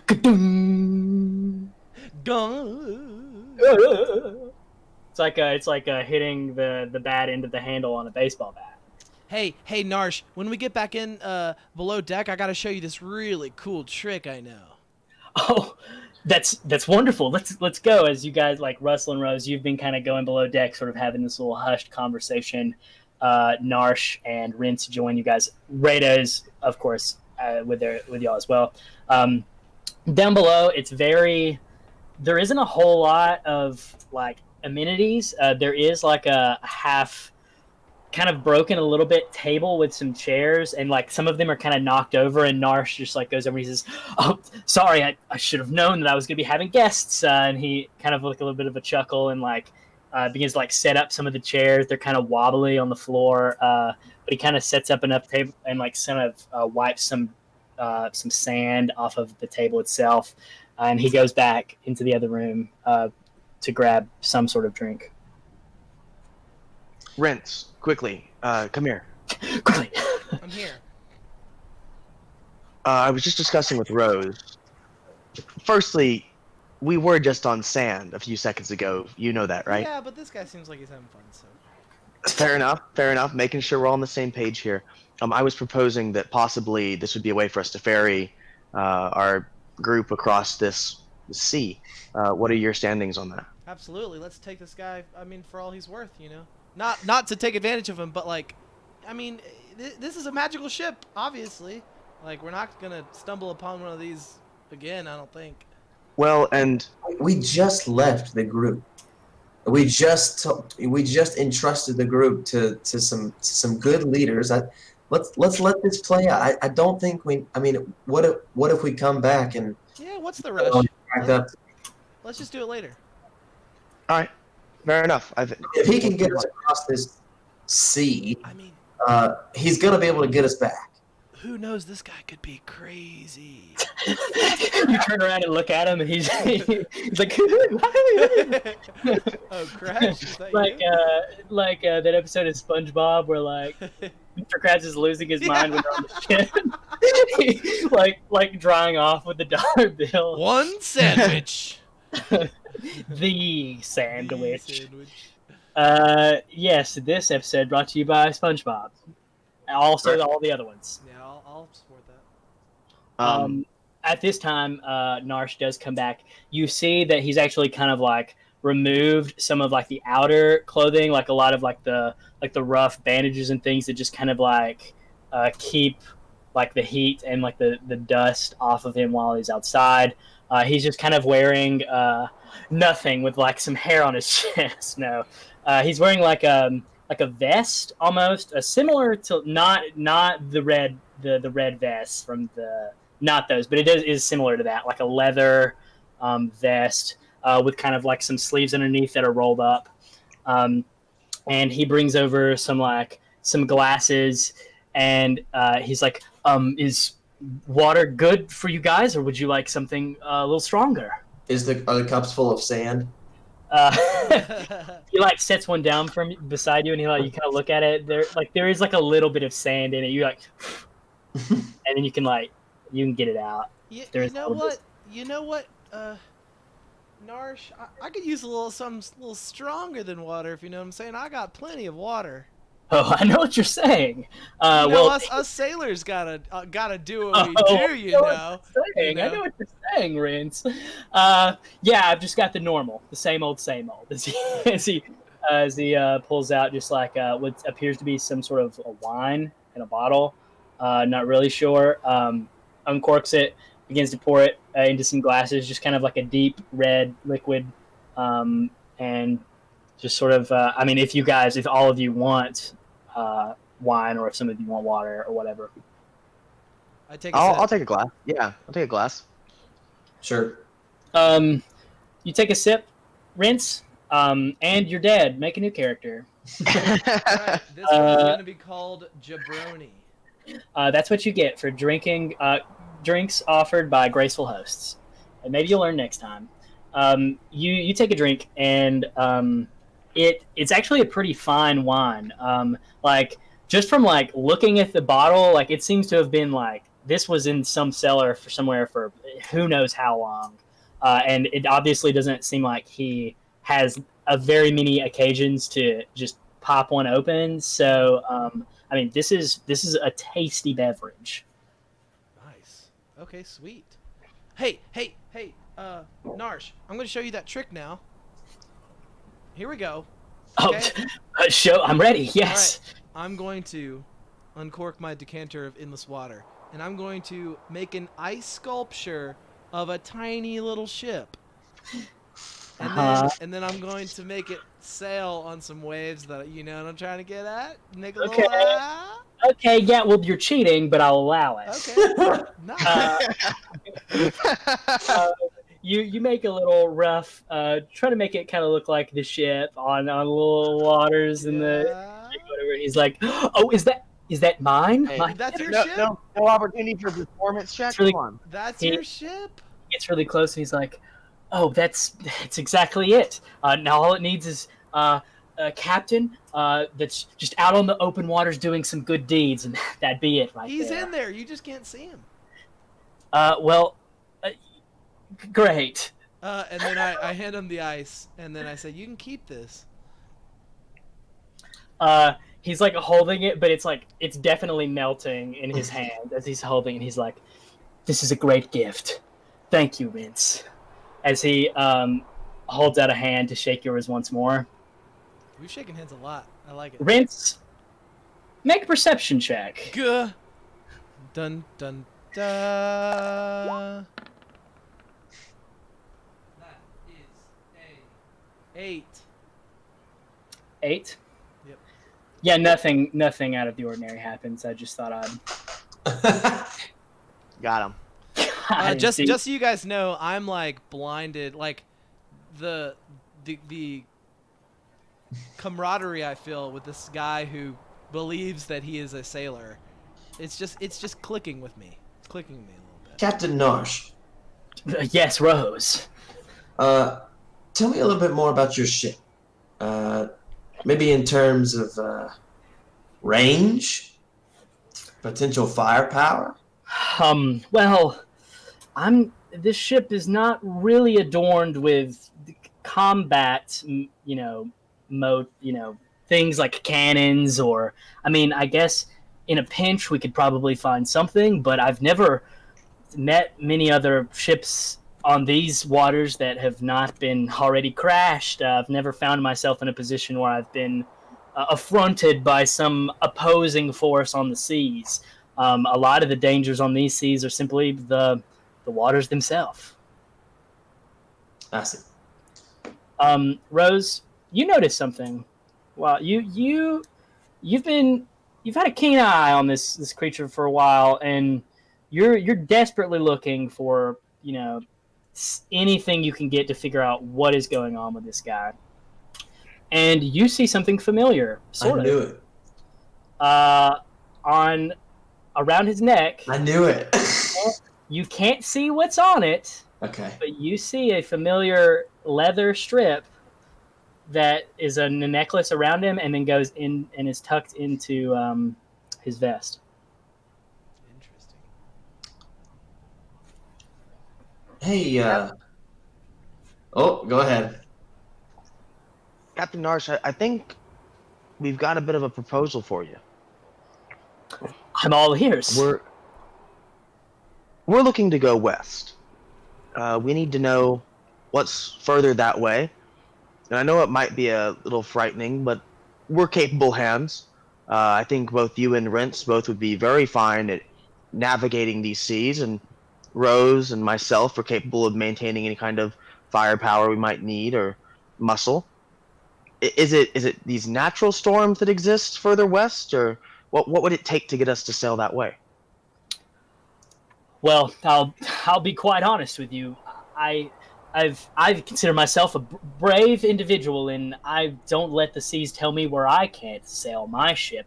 But I've only not gone westward because it's very hard to sail a ship in rough waters with only a captain. But with a crew, batten down the hatches, I don't think it's impossible to traverse the western waters and find what lies on the other side. But it would be tough. Is there anything you need from us to move that kind of passage? I mean, if possible, we'd like to head that way immediately. Well, do any of you have experience on the waters? I know Rince here knows sort of his way around the ship. I obviously can command the ship, but if you guys are there to control the sails and things like that as we get closer to more rough waters, we could do it. But it's treacherous, and if you guys, I'm always up for an adventure. You'll have me and my first mate, and I don't want Timbers to. Man, right here. He's like, oh, he's adorable. What a little guy. He must be quite useful out on these waters. Sure is. Well, I'm so sorry what happened to your ship. Is there a wreck anywhere? Do you want to go back, and is it something maybe you want to recover from your shipwreck before we keep moving on, or? Unfortunately, I think that ship has sailed. Hey! Roll credits. And that's the goof. See you guys next week. I don't know if we can get to it just yet. Is it Rada, do you still have that map on you? Do I have a map? Yeah. of specifically what exactly? Like, are you trying to get a map of just what she's been plotting so far on the island? Yeah, because I don't know what Narsh kind of has as his like internal map, or if he has anything drawn down. But I want Rada to show him what we know. Okay. I mean, it might look different to him, but if there is some way to go to where our wreckage is, I'm all for it. Rada kind of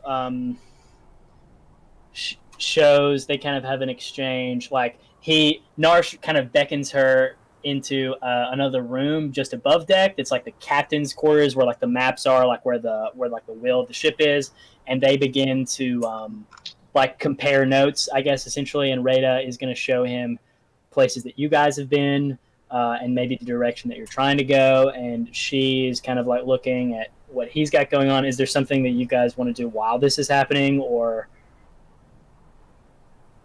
I don't have anything in particular. I'll just wait. Yeah, I'm just chilling. Okay. Hey, Captain. Yes, Rose. That thing you've got around your neck. What is that? It looks familiar to me. This, I, Rose, I honestly don't know. One day it was there. I figure I've had it for a while now. I think maybe my father gave it to me. I don't really know. Is it a whistle? He pulls it out of his of the shirt, and it is indeed. Detect magic. You detect magic right now. Yeah. As he's kind of talking about he doesn't I don't remember where I got this from. Maybe some shipwrecked buried treasure somewhere. You detect magic, and Yep. There is a magical presence coming from this whistle. Well, I think that's something that I'd quite like to have. Would you be willing to trade? I'm flattered that you would want it, but it's been with me for so long. It's kind of almost like a bit of a lucky charm at this point. I just kind of wear it. It's kind of, I guess, sentimental to me. Have you ever used it? Make a persuasion check. You keep talking to him, dude. I've buttered him up all I can. Why isn't it roll? Am I supposed to? Where do you want me to roll You it? click and drag a line. Am I supposed to do that in a certain place? Well, if you just click on the right. screen, it will just roll it right there. Yeah, Whoa. that's good. That's good. 4. I don't think so. I mean, he just kind of, and for a minute, you see the smile kind of leave, and he's just kind of staring at it for a good 10 seconds. I wonder what it sounds like.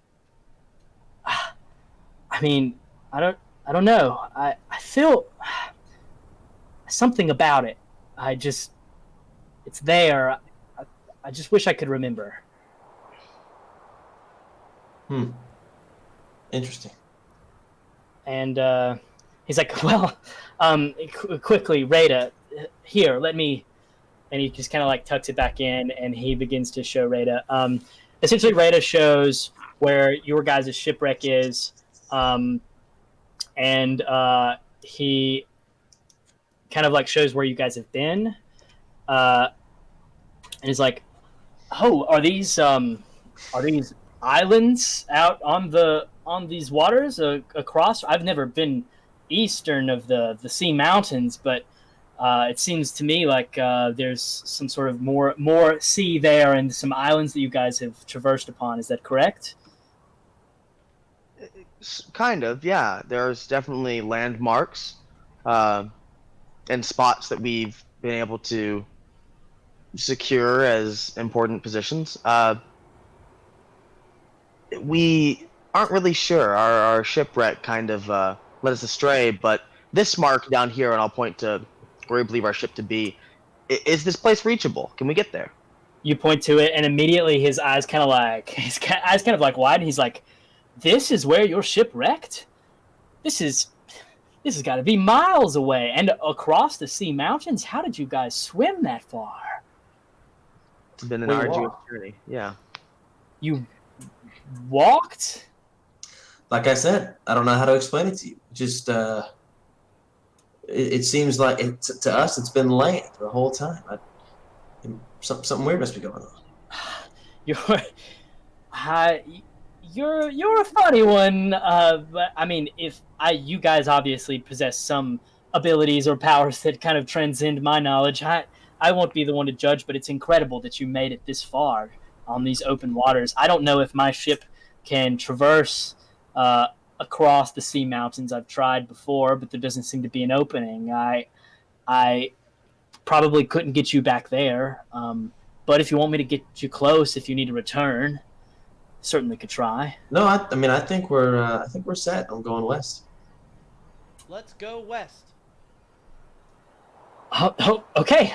Well, this is going to be an adventure. Let's do. As he just kind of gather his maps and things. He's like, "Rince, you'll be my first mate. Make sure everything on the ship is raring to go. Aye, aye, Captain. Also, you know your friends a little better than I, so assign them some roles that you know so that we can maybe get up and running. Also, we'll need to get that anchor." Okay. Rose, can you help us get that anchor up? You're pretty strong. Sure. All right. Rada, can you help us pathfind? Tut, that's my only purpose here, sir. Nice. Russell, can you Yes. be security? Be on the lookout for anything fishy, and I also want you to insert smart ship thing here. Trey, help me out. Do you want me at the Tend the It shouldn't No. surprise you that I am Heck. also not proficient in aquatic naval travel, so I know I'm pulling you guys out of the moment here, but port is starboard. Russell, you man the crow's nest. Yep. Keep a lookout. Rose, make a strength check. See about this anchor. I want one more aside with Rose as she's going about pulling up this anchor. Rose, I very much understand this is odd, and I very much understand that this has kind of been a cursed area we've been in, and we're definitely on some uncharted territory, but please play his game. There's a lot we have to earn from him, and I fear for what happens if we do break the facade. Just humor him, please. Look, Russ, I'm doing my best here. You know, I can't just 100% be in the world of this guy's delusion. I can't think like that. I'll do my best. But, you know, I don't think it's a good thing to just let him It's not understand the world that he's in. It's not, but we see this leather strap. We know it's a necklace. We get that it's the whistle. There's these negative things that happen. Right now, we're kind of in a dangerous spot and we're very unsafe. We need to play along. The best you can. I don't think there's anything to play along with. He's fully convinced that he's on an ocean. Then please stop telling him that we aren't. No, I don't think I'm going to change his mind.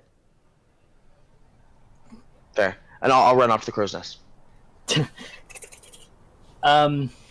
Rose, it takes a minute, but you lift up this once again comically large anchor, just kind of pull it onto the ship, and eventually you hear a call from Narsh. He says, "All right, anchor's up.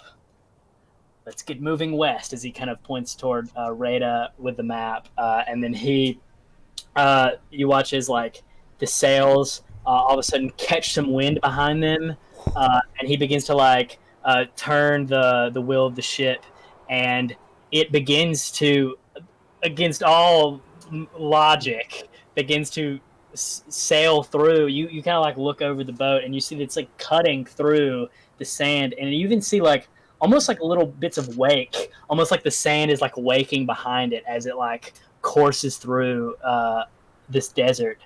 You guys are up and down over duning hills that are rolling at you like waves as you begin to make your way west.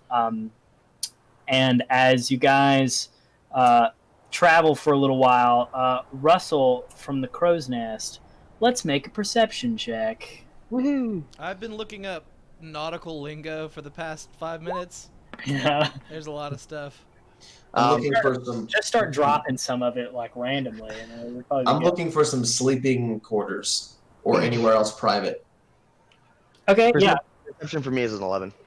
If you go below deck, there's you guys were in this little bitty eating mess hall type of thing, and then of the room that was back behind that was where he kept the drinks, and there are a couple of other rooms there that you can see that you haven't been in, but.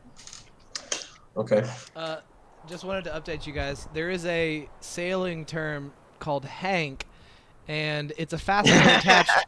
It's a fastener attached to the luff of the headsail that attaches to the headsail to the forestay. Typical designs include a bronze or plastic hook with a spring-operated gate, a strip of cloth webbing, or a snap fastener. Did you guys catch that? So you're a fastener on a ship? That's what I've always wanted to be. Well, there you go. I always believed in you. Thanks. What was that, Russell? An 11. An 11. you don't really see anything on the like. It's pretty barren out here, so it'd be kind of easy to pick stuff out. But you don't really see a whole lot of stuff out here in the desert. But you begin to hear something, and you it's kind of distant on like the air, and it kind of just like comes in as I totally realized that I was not prepared for this at all. I could have actually made some sort of sound. I'm going to get to that right now as I hastily try and explain what it is. It's kind of like just like almost like a little melody in the distance, like na na na na na. Na, na, na, na, na, na. And it's like very soft, and it's kind of getting louder in the distance. Why don't you make a wisdom saving throw for me, Russell? Oh. Rince, you make a wisdom saving throw for me as well. Do I have what resistance to sirens? I don't think you took that. Cool. Oh no. Wisdom save? Yes. I think I rolled a 5, so that's 9. I'm at 13. Rinse. Hold on, I've got some other. Let's roll it on screen. Why not? Rada is going to be making one of these. All right. Okay. And our brave captain.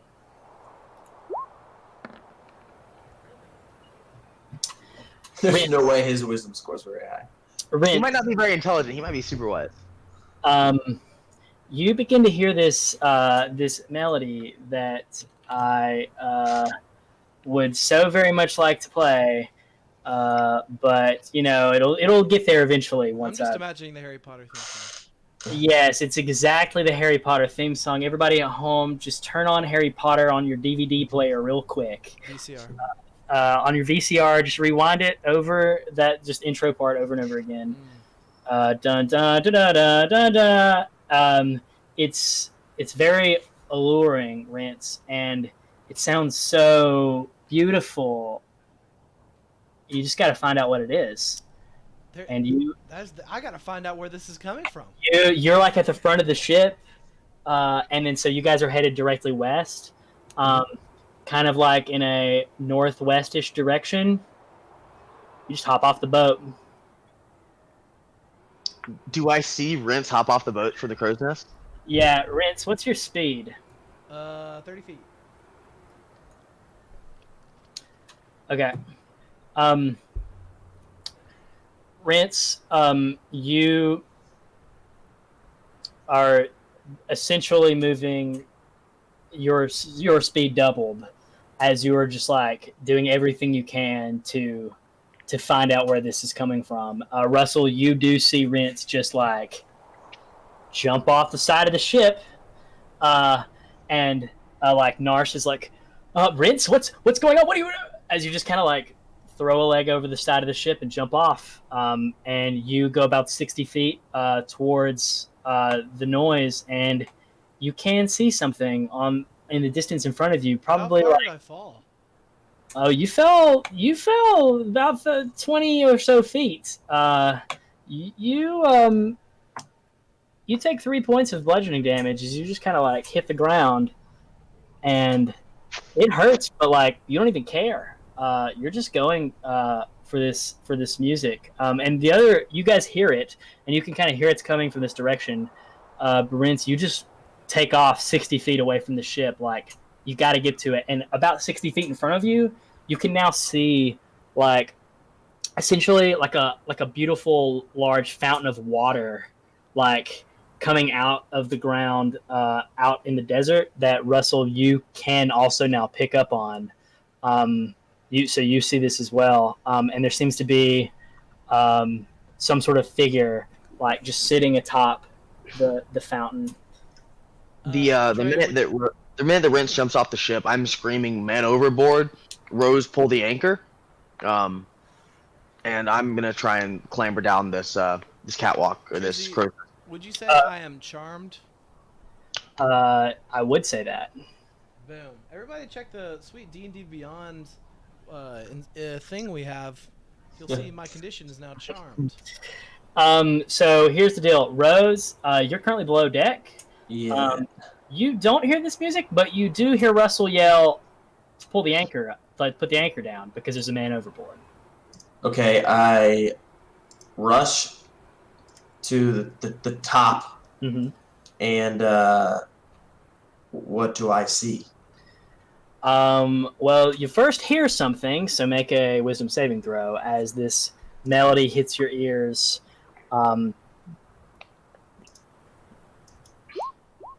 you kidding me?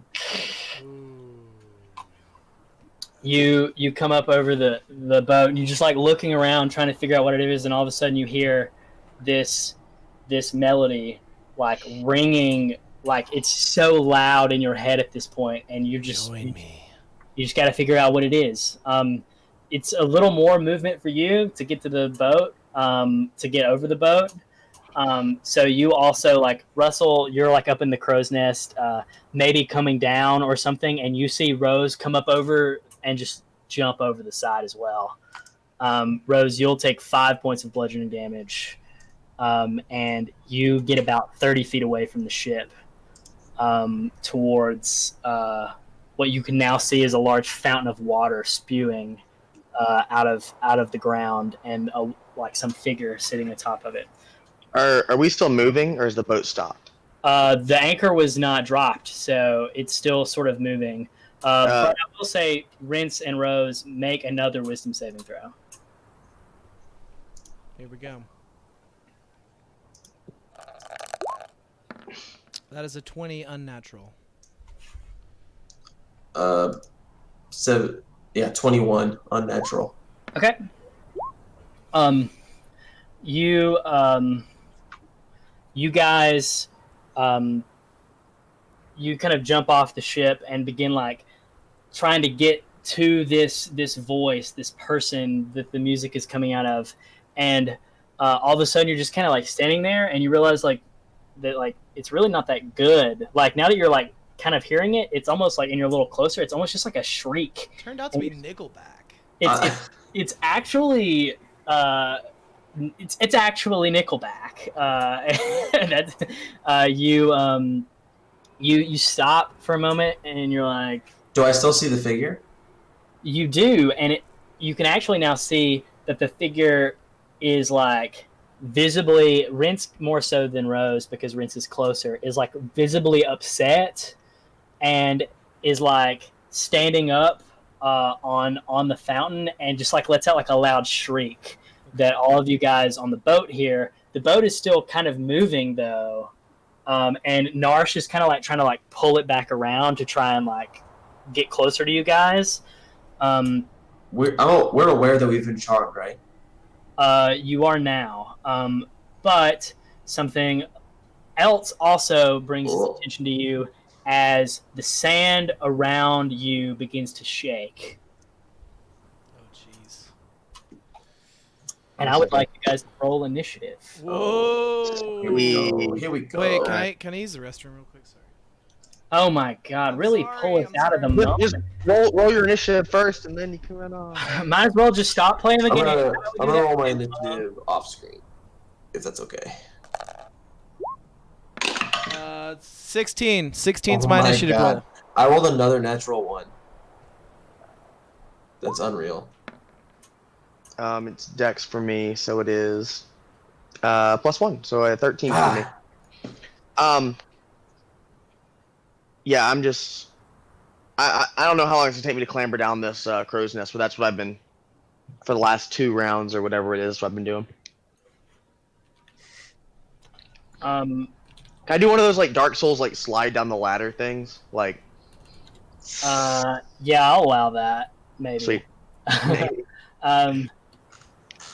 Let me get an idea here. So I'm going to show you a map, although it's not going to be super representative because I'll explain. I'll put you guys on it.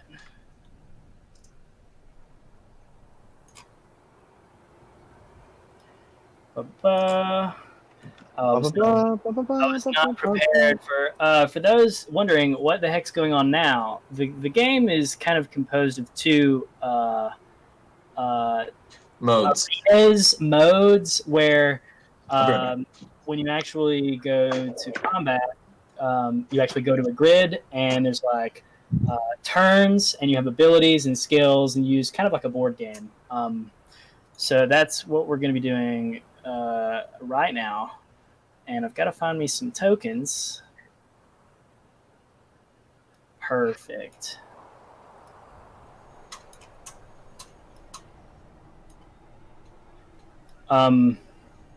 So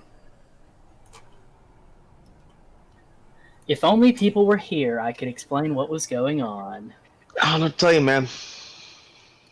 They think they can just come up here and deserve a break. Look, this is great right now because normally they would have no idea what we're saying, but now we could say stuff about them and it could be It'll come back and they'll be able to watch the VOD. forever recorded for all time. So, Mitch, this is your chance. Air any grievances you have about Hank Womble and Evan Caldwell. Dude, I mean, have you seen either of them play Rocket League? I mean, dude. Evan's that's a Is that Timbers? Is that Timbers' new form? This is Timbers' new You form. can actually make Timbers a cat, so. Yeah. He's a good kitty. Look at him. That's a cute cat. This is Reed's cat, Toby. Hank, He's I'm a- messing with the screen here, so get ready for it. Whoa. Where do you want me to have it? Whoa. Oh well, it's just whatever looks good enough. I mean, this is kind of big, so. So here's the dealio. Russell, you can see Rada and Narsh's token next to you. Yep. But you guys aren't right there. You guys are actually on the boat that's kind of like off screen from here. I just want it to be there so you can know. This is actually where Rose is, and then Rince is like way up in front of it because Rince would got like closer to this thing. So that's where people are currently. And this is the boy we're fighting. Yes. Okay. So Evan, I'll explain again. I apologize. Also, my local viewer says that Hank's hard to hear. Hank, Am I hard to hear now? Hello. So here's the deal. Evan, I've got Russell, Narsh, and Rada there as tokens, but they're not actually standing right there. They're on the ship, basically off screen. Jordan, 60 Jordan, feet. I've been waiting for that as well. Rose, this is actually where you are on the map, and then this is actually where Rince is, with this creature on the fountain up here. Okay. So y'all are gonna have to hit me with these initiatives one more time. Hank, 16. Evan, 3, but it was a natural 1. Does that mean anything? nope. Sweet. Mitch, It's a 13. Hank, will you zoom out on the stream map? Oh, he's gone. Rada got a 10. Narsh got a 14. Hey, let's go, Narsh. Narsh. Snarf.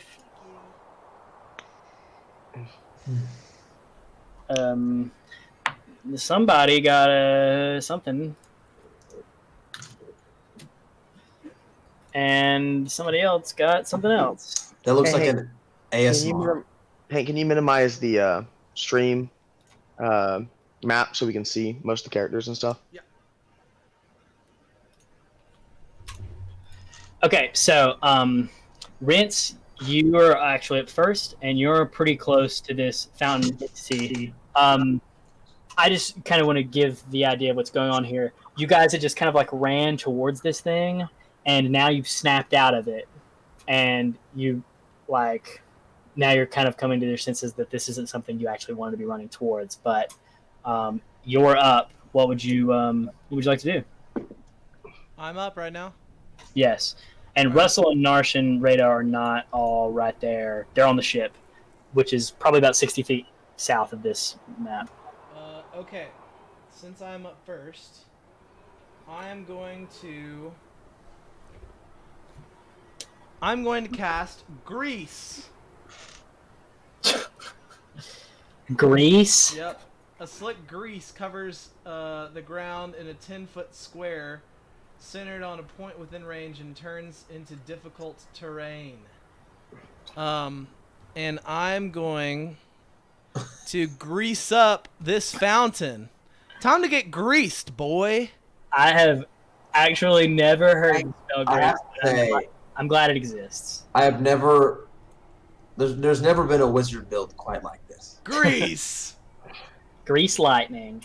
You said 10-foot radius? Yep. Well, 10-foot square centered on a Okay. point of within range. So I'm just Okay. gonna make the whole fountain greasy. It's greasy. It's a grease trap. Nice. In fact, it's no longer spilling water. It's just spilling grease. Gross.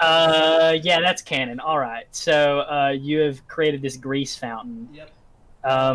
What else would you like to do? I would also like to find some cover. Is there anything around me that I could duck behind? There are some tidbits on this map. I wouldn't say that's super, but I will. I like that they're there. So there are some rocks and things, some just like old pieces of stuff. If you want to try and find cover. Yeah, sure. I'll take a aggressive stance and I'll move over here. Okay. Is that it for you? That is it for me. Okay. That brings us to the creature. So difficult terrain means half speed, right? Yeah, I think so. Well, oh wait. When the grease appears, each creature standing in its area must succeed on a dex save. Sorry, that was probably the most important part. And a creature that enters, or else fall prone. So basically, it better succeed on this dex save, or it's about to get real greasy up in there. If you know what I'm saying. I think I know what you're saying. And it must succeed against my spell save, which is new and improved. I think it's 13. Well, the creature rolls a 15, Yep, that'll do it. so sorry about that. That is all right. Any creature enters or ends its turn in the area must also succeed in a dex save. Okay, next. Okay. It is the creature. So it, now that this grease is now spilling out of the fountain, it actually, you see it raise its arms and some wings come out of its like sides, and it lifts up into the air like that, and it's going to charge at you. Rinse. Let's see. It kind of gets in the air above you, and it's going to attempt to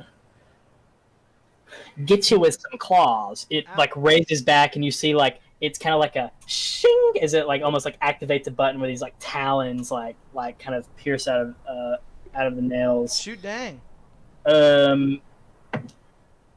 Well, the first attack is 6. No, it does not hit. But it does strike twice. And the second attack's a 7. No, it So doesn't hit either. Good to go. it takes 2 swipes at you, and you're just like that Muhammad Ali video where it's just like kind of there. I'm like Greedo. You've greased yourself up. Is the fiction that I would like to believe.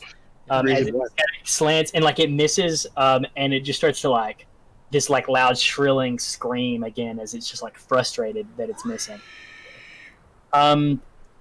It's now Narsh's turn. Narsh is like pulling the boat over, and it's like kind of like yells up to you, Russell, and is like, "Should I get in closer? What do you think here?" Just enough for us to jump off. I think that we don't want to get too close, but don't. Do you want to jump off into these waters, or maybe make a pickup? I think I've got to go for a swim here. Well, you've traversed these seas probably more than I have, so go for it. As he's just gonna get the boat closer, so he's essentially gonna pull you guys to these actual positions. So like the ship, Does he rip the e-brake and like drift it around? he Tokyo drifts around the corner. So I'm going to say that for the sake of it, you guys' actual positions can be there. So Rose, this ship throws the e-brake on and drifts up beside you, very close by. And that's going to end Narsh's turn, which brings us to Russell. It's 20 feet to the ground. Yes. Okay, I got to jump off this boat. Yeet, you jump off the boat. Make a dexterity saving throw. Okay.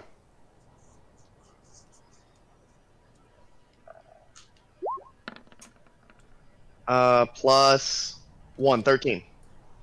Yeah, that'll do it. You kind of jump off the side and try and like Assassin's Creed it at the bottom. Just kind of roll out of it and keep running and just don't think about it. That is enough to not do any physical damage to you. As you jump off the boat, let's say you're now here.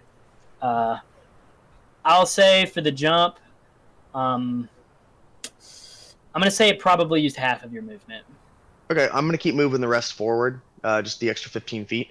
So just the next 5 spaces, right? Or 3 spaces, 1, 2, 3. That good for you? Yep. And then I am going to... Russell just like jumps off the boat and runs past you.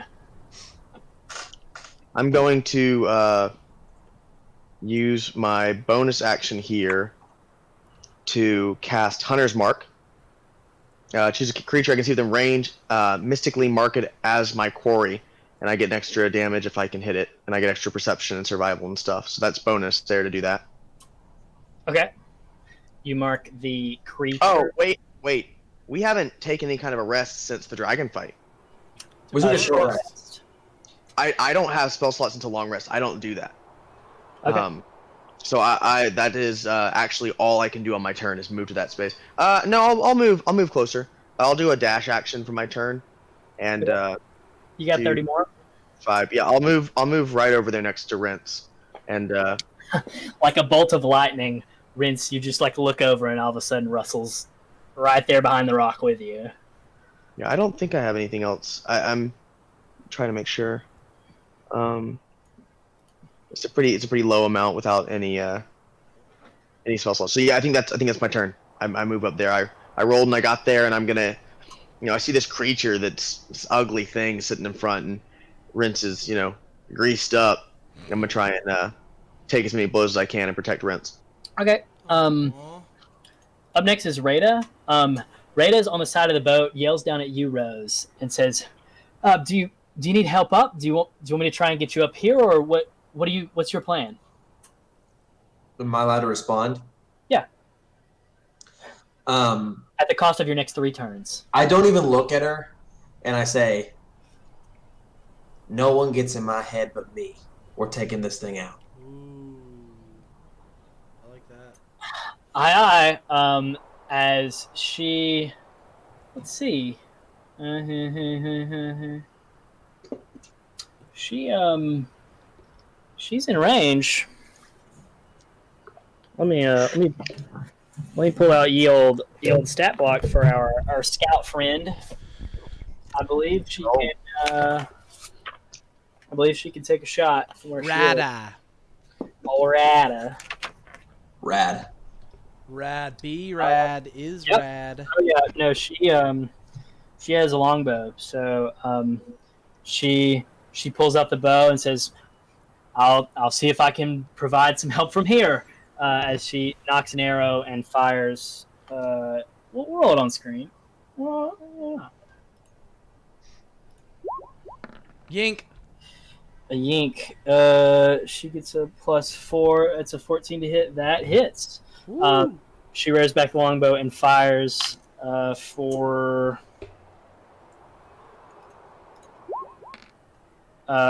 3 + 2, 5 damage to the creature. Let's go. As Rince and Russell, you're literally standing feet away from this thing as it's just like over you. It's not very much bigger than you, but it's kind of intimidating, just like kind of hovering above you in the air. As an arrow just pierces the side of the arm, and you look back and like you see Rada in the distance, with maybe like she'd shot it and then pulled out her telescope to Watch it. Yeah. With that brings us to. So the ground begins to shake even more now as you guys that are on the ground, Rose, Rince, Russell, you can feel the sand and dirt beneath you begin to shift and kind of like crack and quake as you feel something begin to move underneath you through the sand. Rose, you look to the orientation of this map. It's like your northwest. You see this creature coming towards you through the sand. It's almost like leaving wakes behind it in the sand, like water, as it kind of like begins to breach the top, and you see like a white, stony, thin breach the top of the sand as it begins to like slice open the sand before it, and as it lifts up out of the water coming towards you, you see what's essentially like a large skeletal, like aquatic creature. It's got like large rows of teeth, but it doesn't get all the way towards you. It gets about in this area. Large what's of teeth? You're essentially looking at a skeleton shark that is swimming through the sand around this area. It's shaking the ground about you. Vince and Russell, you can feel the ground shaking. You don't necessarily see the creature yet, but Rose, you definitely are aware of its position. Is there actually any structure around here like that I see on this map? I would say let's just use the structures on the map. Like there's little like broken pieces of stuff. Yeah, you can use that to your advantage. Is it my turn? It is now your turn. Yes. Okay. I'm going to try. Is this like a pillar right here? Yeah, probably not like it's probably like a broken pillar, just like 5 feet tall. That's fine. I'm gonna get on top of it. Okay. For my movement, was that fair? I would say you're half movement to get there, and then half movement to maybe get on top of it. Yeah. So. Wait. Oh, okay. You can use your entire movement to get on top. Okay, of it. cool. So I'll do that, and then Well, I was gonna shoot. Yeah, I'm focused because I'm real. Rose is really upset at this other creature because she takes this attack personally, and so I'm gonna shoot winged girl. Winged girl, that's her name. I mean, that's what looked her up in the monster manual. That's a Pokemon. This is just gonna be a straight roll. Well, I guess I'll roll.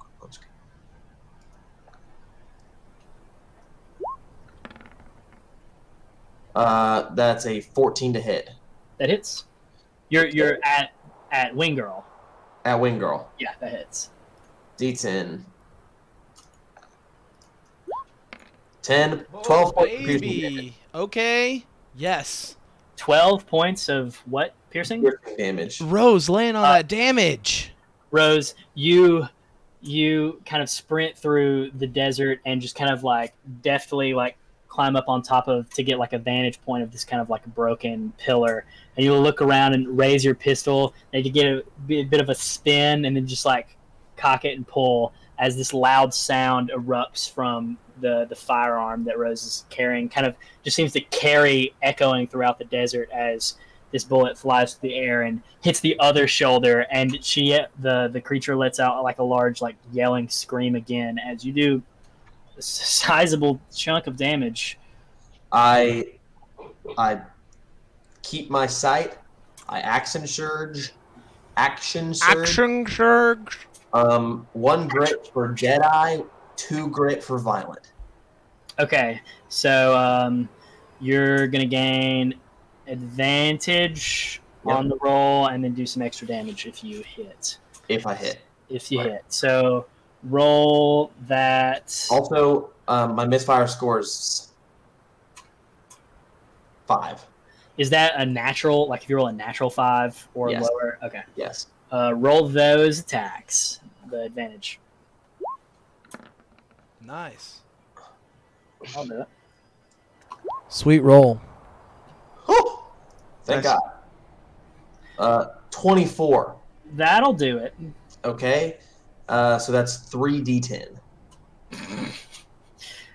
Line them up. How many grit do you have? I have 4, so I just used 3. Frickin' Okay. frig, bro. What the frickin' frick, bro? Oh wait, can I just roll 3? Yeah, D10 3. that's it. Jesus. 17 plus 2, 19 points of Oh, 19. that is a big boy move.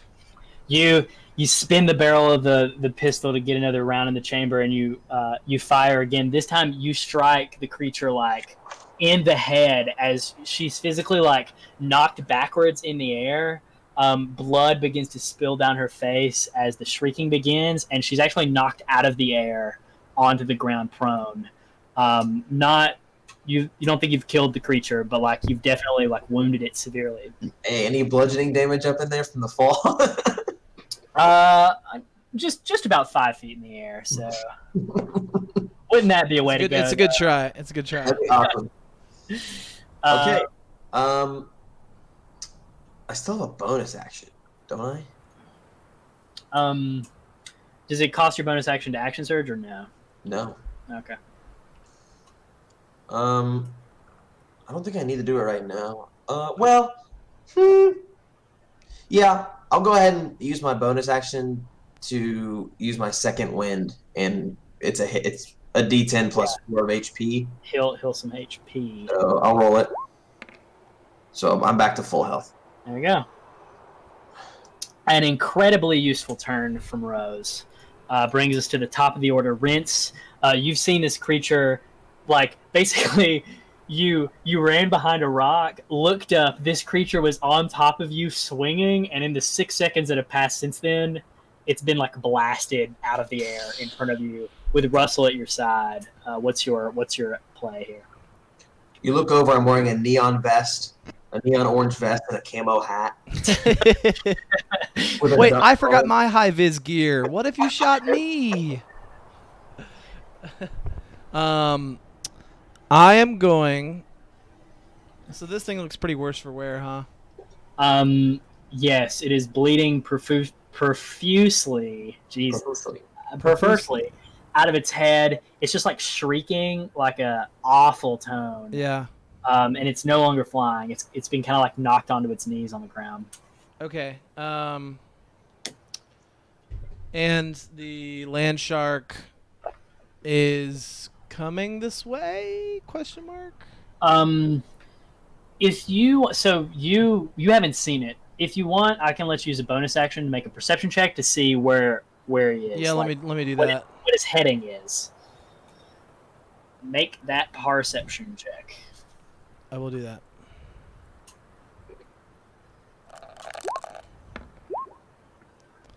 It's not good. It's gonna be a perception 6. So I'll say that you know where the creature is. You can see this skeletal being shaking the earth as it swims through it. Okay. But you can't tell if it's coming toward, like, you don't know what direction it's going. Okay. Then I'm just gonna play a little conservative. Let's see. But I can see it though. You know where it is on the map, yes. Okay. I am going to. What am I gonna do? I'm gonna create a bonfire on this siren. A classic move. Why not? Yeah. Yeah, there's gonna be a bonfire. We're eating siren tonight. bonfire. What's the save that it has to make? 13. Or like what type of save? Oh, must make a dex save. Well, being prone, I believe, Yep. has disadvantage on dex saving throws. Oh, does Bingo. it? I thought it. It might automatically fail. Why look up the rules when I could not look up the rules? House rules, You know- baby. You know what I'm saying? House rules. You know what I'm saying? Prone creature. Do I know what you're saying? No, a prone creature actually doesn't. It doesn't. It's not affected. Yeah, you're right. Yep. Wow. Yeah, you're right. Wow, crazy! But it's still going to make the save because that's how the game works. It rolled a 15 plus 1, 16. That'll do it. But you still create the fire though, right? Yep. It just isn't burned. by It's it. not burned. And then I'm gonna step back. Wait, it'll get an attack of opportunity. Yeah, I'll chill. It's gonna be dead by my next turn anyway. So, all right, go ahead. There's Oh, fire there.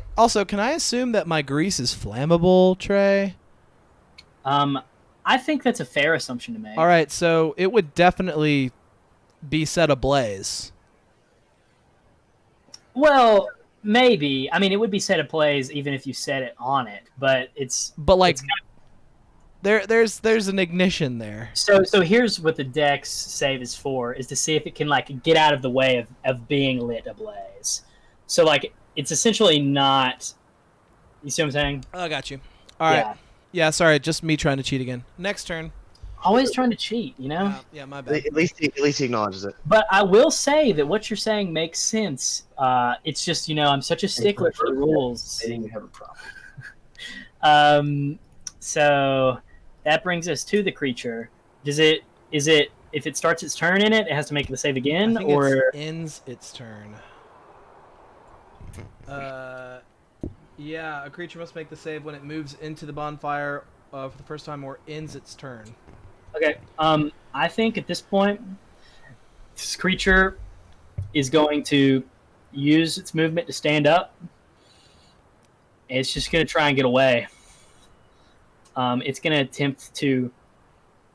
It can't really fly anymore. You guys really hit it right in the wings, but it's going to attempt to just like get back to the fountain. And that will trigger a Attack of opportunity. Attack of opportunity. 2 of them. I'll say Russell can roll one if he wants, but I'll say it probably a disadvantage since it's on the other side of like a pillar. What do I add? My dex modifier? This is your attack with just like whatever you're holding. So Well, can I like cast a spell or? no, No, there's, it's like there's not a wielding feat, there's a it. feat that allows you to cast spells as a reaction, but I you have to should have hit taken it. that. You can punch it. I punch it. I punch it. Well, whatever your unarmed strike is on D&D Beyond. I think you just said your strength, right? Yeah, but if you're like proficient in it, there might be. I don't know. It's a +0, so it's 11. 11 actually hits. Yes, baby. So roll your unarmed damage. That I it think should it's like also 1d4. I think, yeah, sure. Is it 1d4? Yeah. I think it's just 1. I think you have to be. No. It's 1d4 plus your strength, I believe. All right, so that's 1. My damage is just 4 damage if I was to whack something with a fist. You swing, and you like it just like tries to like get away, and it's like this scream is still coming out of its mouth, and you just raise your hand. It's something that you don't do very often, and just bring a roundhouse at it, and you connect, and you hear it like something break underneath your fist, and the No screaming just stops. No way.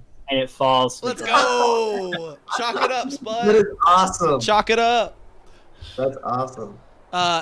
Wait, can I say that it didn't get away from my bonfire space? Is it fully ablaze with the grease? Is it all greased fire? So like it would provoke this attack as it tries to leave that space. So you hit it before it does, so it just falls in and goes up in flame.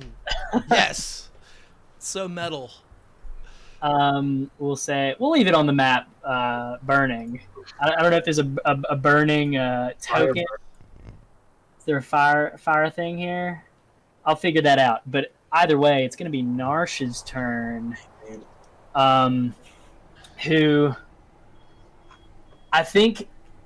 So this is what he does. He's going to stay on the ship, and hold the wheel. I think that's what Narsh is going to be doing.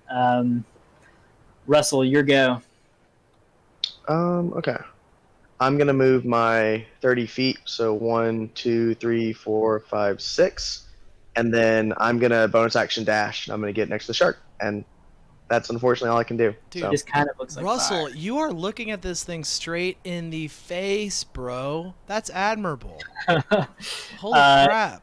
Russell, and now you get to it. You see, like, it's basically jaws opening up out of the sand, and like sand is kind of like just kind of flowing through these empty bones that like, but it does have like full rows of like, 3 sets of teeth all like bearing down on you, but empty sockets for eyes. So, but you're gonna get up there and take some swings.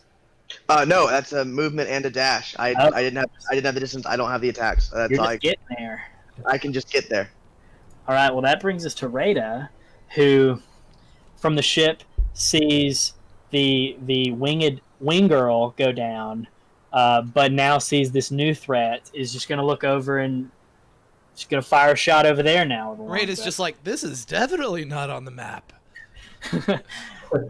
I feel like I should have seen these things on the map.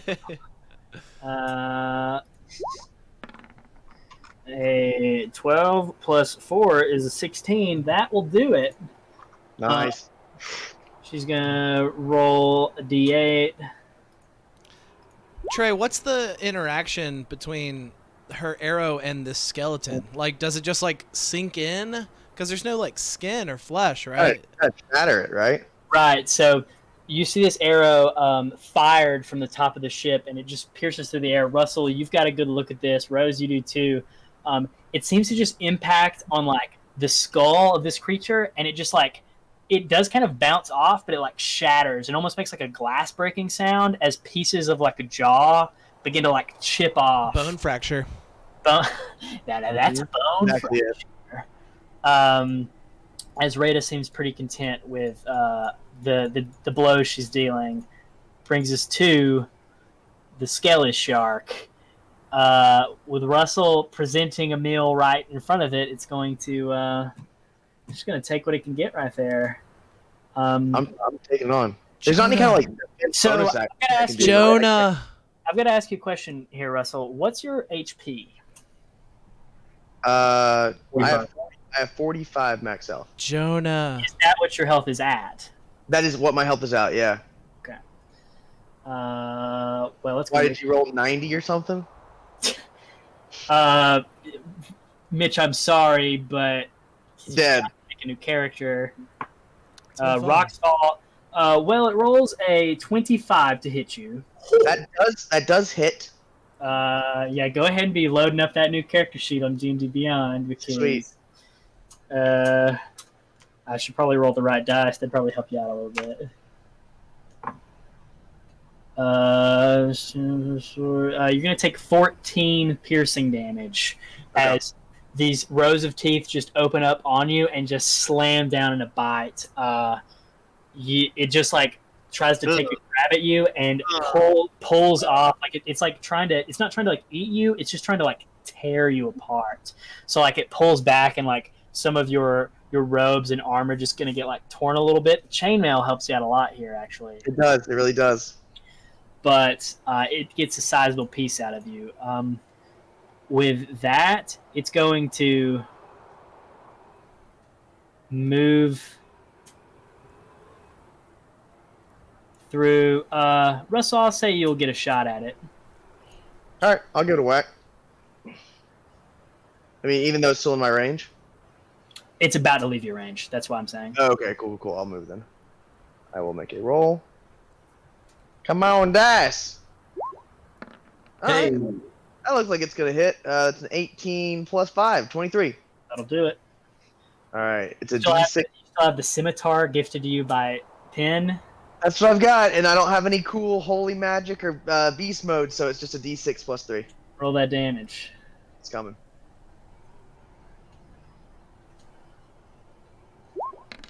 All right, 6 damage. 6 slashing damage. Slicing damage. 6 slicing dicing damage. Bananas are especially susceptible. As it kind of like burrows into the sand and like begins to like all you can see is like this bone fin, which doesn't actually make sense. I'm sure that a shark doesn't have In fact, I don't think the bones Cartilage. there's any bones in sharks, but that's neither here nor there. This is a fantasy world, so it has a bone. Oh, there are bones in sharks. They got teeth. And then it dips down in, swims through the sand. Nothing's making sense here anyway, and it's going to get to this position, so it's not going to be quite out of range enough for you to Rose make an attack, but it's going to stay there, bringing us to Rose. And I've just been reminded I've got to really get some good stuff going on here. The sand is just not doing it for me. Let's see if I can. Oh, your sand music. Okay. What is this? This is some of this random stuff on here. Rose, you're up. Okay.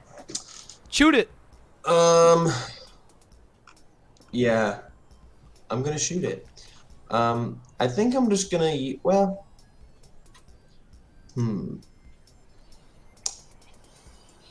What? You're not gonna shoot it? No, I'm gonna shoot it. I'm deciding whether or not I want to try it. I'm a shoot. Oh, Yeah. I was gonna say you got your grip point back, but I'll use a grit shot, and I'll use that to get advantage. All right, D20, 2 of them. Taking a crack at this bad boy. Bingo. 19. A 19 hits.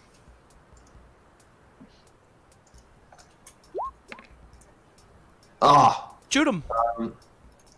wait, I forgot my bonus. 4 points of piercing damage. You just take a crack, point blank at this thing, and fire. You hit some of the bones on the back, and it just kind of like hits and shatters, and like kind of sends some of these bones kind of spraying, and then the bullet like winds up hitting the dirt and spraying dirt up behind it. It's very hard to tell like how much you're doing to this creature because it doesn't have blood or flesh or anything to gauge. You're just taking more shots that are kind of breaking these bones. Okay. Anything else for you?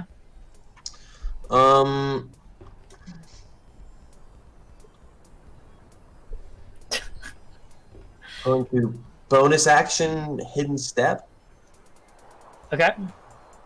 and move towards the fountain. Okay. Nah, I'm uncomfortable. So you go invisible and then move. Yes. Okay. Unable to see you, it will not get a strike. That is that it for you? Yes. Rance, lay it on me. Yo. I'm Lay finna something on the track. I'm finna lay something on this track here.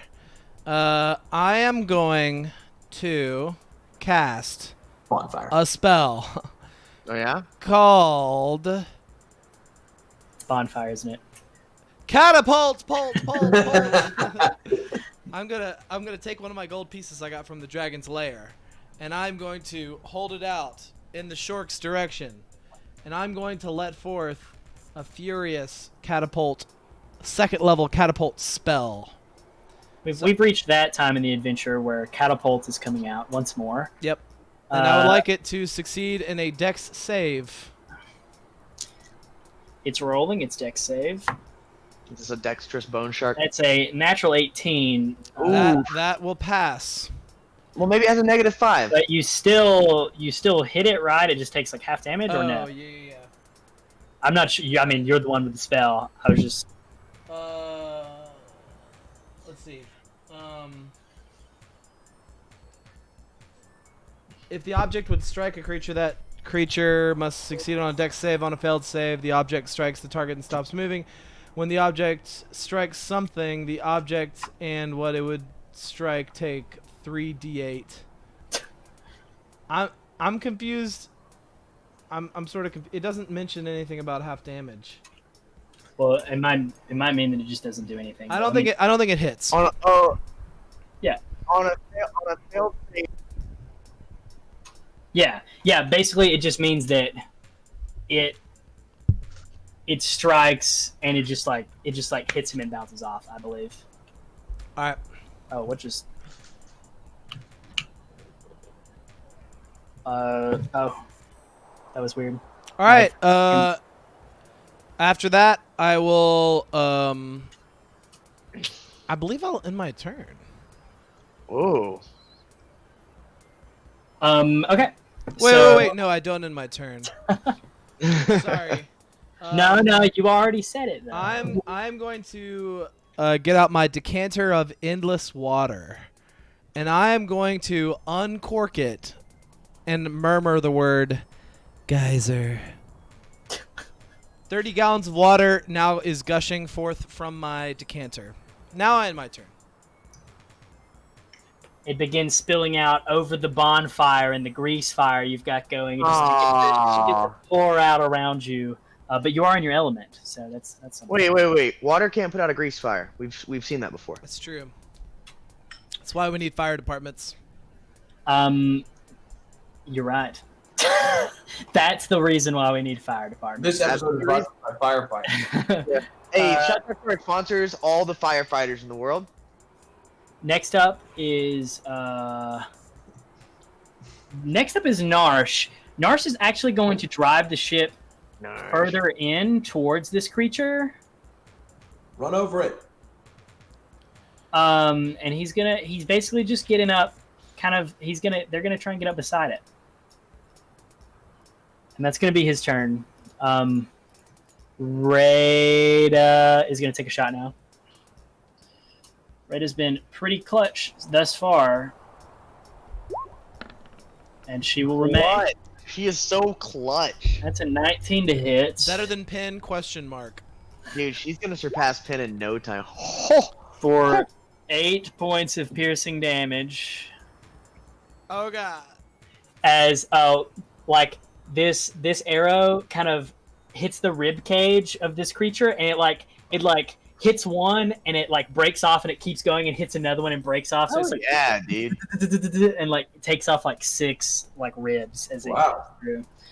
That'll bring us to Snark Boy. Now this is pod racing. This is pod racing. Is it me before Snark Boy, or is it Snark Boy before me? Oh, you're right. It is your Russell. Okay, cool. It actually should have been you before Rada, but she rolled a 14. She rolled a 14. I have a 13. Yeah. Guess what I'm gonna do? I'm gonna run up to it. And is it out of the sand right now, or is it kind of just like give me the visual on this sand shark we're looking at? So it did have it's poking up out of the sand a little bit, because it got hit by Rada. It was kind of distracted by the ship coming across. So it has kind of surfaced to kind of see what's going on. So it's not really facing you.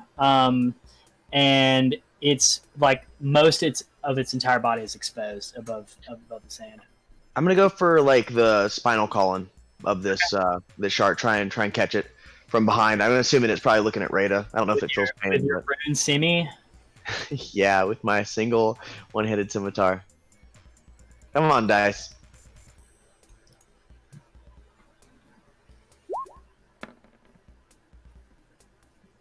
Is that 11? What's the total? 12. 12. Can you hear me? Yeah, I can hear you. Yeah. Does it work? Can I get it? 12, huh? Uh-huh. Its armor class is a 12.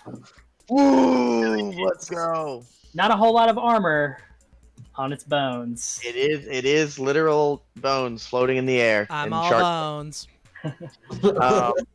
Sweet. We're rolling a d6. We're adding 3 to it. Give me a good number. That's a good number. It's pretty good. I have averaged exactly what I'm supposed to so far. Look, be a lady tonight. Is that Frank Sinatra? I don't know. How much damage? 7 damage. All right. You get up on this creature and go for the spinal column, and you come down with the scimitar, and you actually do crush and pierce through the spine of this creature as you sever all the way through, as the back half of it almost kind of falls off, because the only thing holding it to the front was this was the spine bone. So when you cut it off, like kind of like the back half of it, just kind of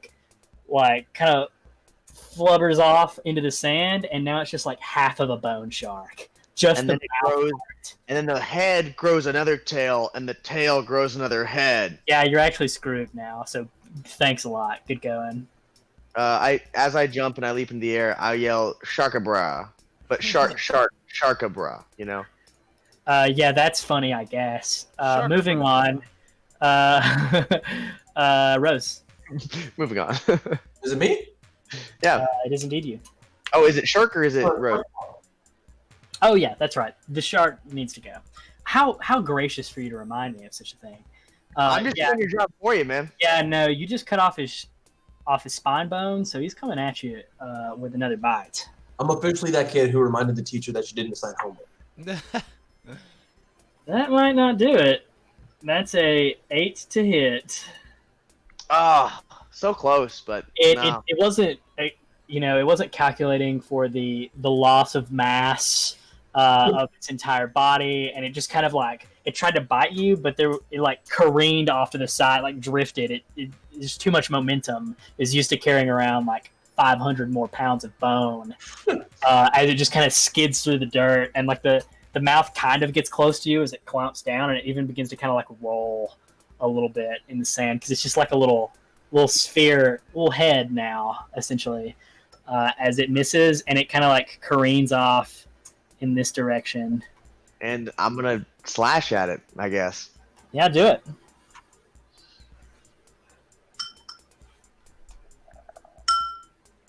That might not do it.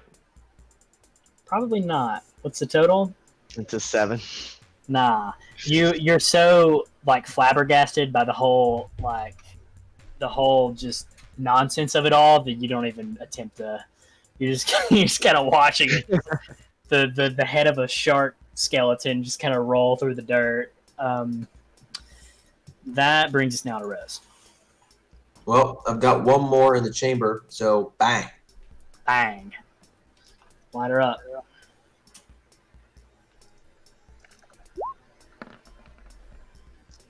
Hey!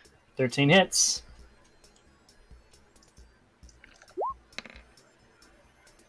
Uh, 8 piercing damage. You last one in the chamber, turn around to this comical rolling skeleton head. You kind of like aim where it's gonna be and fire, and like it's like goes all like slow mo, and as soon as the head comes right side up in the roll, you hit it square in the forehead as the bones that hold the skull together just shatter and blow backwards. Yes. As what remained of the scaly shark just get blown like across the sand. Pwned. Oh yeah. He has been pwned. Nice. Does that deserve a grip point? You did. You earned that grit point. It specifically says it's your choice. I'm gonna do the Halo thing. So the reason why it says my choice is because like what we talked about, like so that you don't just like go up to a scorpion and stab it and then gain a grit point for it. That's obviously a creature that you would deserve it. Rinse with the epic teabag, bro. Wait, you do that on the grease fire? Both. Oh, but There's okay. also just tons of water everywhere now. Yeah, there's a lot of water. Yeah, there's a whole scene going on with that whole grease fire. The water's making it way worse. You've also got a grease fountain going on in the middle. Yeah. That's a whole thing. I should set that on fire too. Speaking of that fountain, I'd like to check it out. What? I said, speaking of that fountain, I'd like to check it out. All right, I'm gonna say it's actually not spilling grease anymore, but at one point it was. Okay. It's now. Yeah, make an investigation check. Thank God. As Narsh begins to bring the ship over kind of in this direction, kind of yelling down as he passes like, Russell, need a hand? Throws over the life preserver to you. Yeah, I'll get like that running jump start, and I'm gonna try and just like grab like half the rope this time instead of having to grab the buoy. Okay. Make it a little easier for him. You grab onto the rope and begin to pull up and get onto the side of the ship. Rose, what's that total? 3. I like go to look in the water and I don't realize how high it is, and I just dip my face in the water. You just kind of fall in, and as you do, it kind of fills your mouth and nose. This actually seems like decent drinking water. Y'all tried the water that was back in the caves, and it seemed to kind of like not be good. There was like something in it that didn't make it very good. But as you like take a drink of it, it tastes pure, as it's just kind of like pouring out of the middle of the sand here. This is where we will live. I gotta know, because you've been drinking a lot of this decanter of water thing. Does this taste better than that water? I will say it tastes better in the way that something tastes like if you've had the same thing over and over again and you taste something else. It might not be better, but it tastes better. It's like when you had a water bottle with the gold rim, and they said the gold rim like oxidizes the water and stuff. You know? Well, it does. It does. I mean, well, I mean, everybody knows that. So. Of course. Oh, I mean, right. Yeah. So Narsh begins kind of pulling the ship around, eventually gets around to you, Rince. He's like, Rince here. Aye, aye. Throws it over. As you guys are getting up on the ship, he's like saying, "Oh man, your combat while treading water is simply incredible. Like you guys are just simply amazing out there. Incredible skills." Thank you, sir. Thank you, Narsh. Out of curiosity, that thing that Rose is dealing with right now, what do you see, Narsh? What is Rose over there by? It's a sand geyser. Kind of looks over there. He's like, what do you mean? Is it just more water to you? I mean, he's kind of points in the direction. He's like, if you're talking about over there, I mean, more water. I mean, is there something in the water? Am I supposed to be looking for something? There was a shark back there. You guys really handled that. We need to get Rose out of the water. Rose is stuck in the water. We need to get her back. Yeah, so the ship keeps kind of moving about, and eventually they get to Rose, and you hear the thunk of this flotation device as it skids at your feet. I reluctantly grab it. You reluctantly grab it, and with the help of Narsh, you get pulled back over the boat. He's like, see, I mean, this isn't even what I was talking about, but as further we go west, it almost gets a little crazy, don't you think? It's pretty bizarre, right? Well, we've encountered worse, but yeah. All I right. think it gives me the spooks, Captain. Well, it does me too, but I mean, seeing you guys fight out there on the open waters, you guys were born for it, for sure. So natural. But should we continue? Yeah, let's continue on.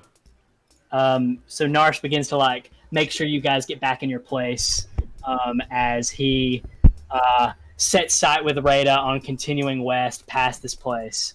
And that's where we will end the session for the evening. Oh, Neat. That was really good. Hey. I'm loving this Narsh character. Yeah, that's good stuff. Narsh. Hey, thank you to all the people tuning in right now, and a quick shout out to Buffalo Hose, my friend Will, for hosting us. You're sweet. Martin Newman, thanks for the follow. Forbidden Florist on Twitch. VL Caldwell, I'm assuming that is Evan's betrothed. So thank you for that. Hannah Kate, my friend Hannah from Auburn, she's got a D&D podcast coming up in October. Be on the lookout for that. And yeah, everybody else watching, thank you, and I guess we'll see you next week. Also, Slime and Sledge's Graveyard Shift, Thursdays. Do not miss it. At 8:30 Central, this Thursday included. It's gonna be pretty sweet. Probably gonna hit the arena in Hearthstone. So Let me just say, as a first-time viewer last week, there's no better way to wind down on a Thursday night. You're winding down and turning up at the same time. It's incredible. It's a There's nothing like it. It's a dual system. Hey, perfect, guys. Have a great night. And we'll see you next week.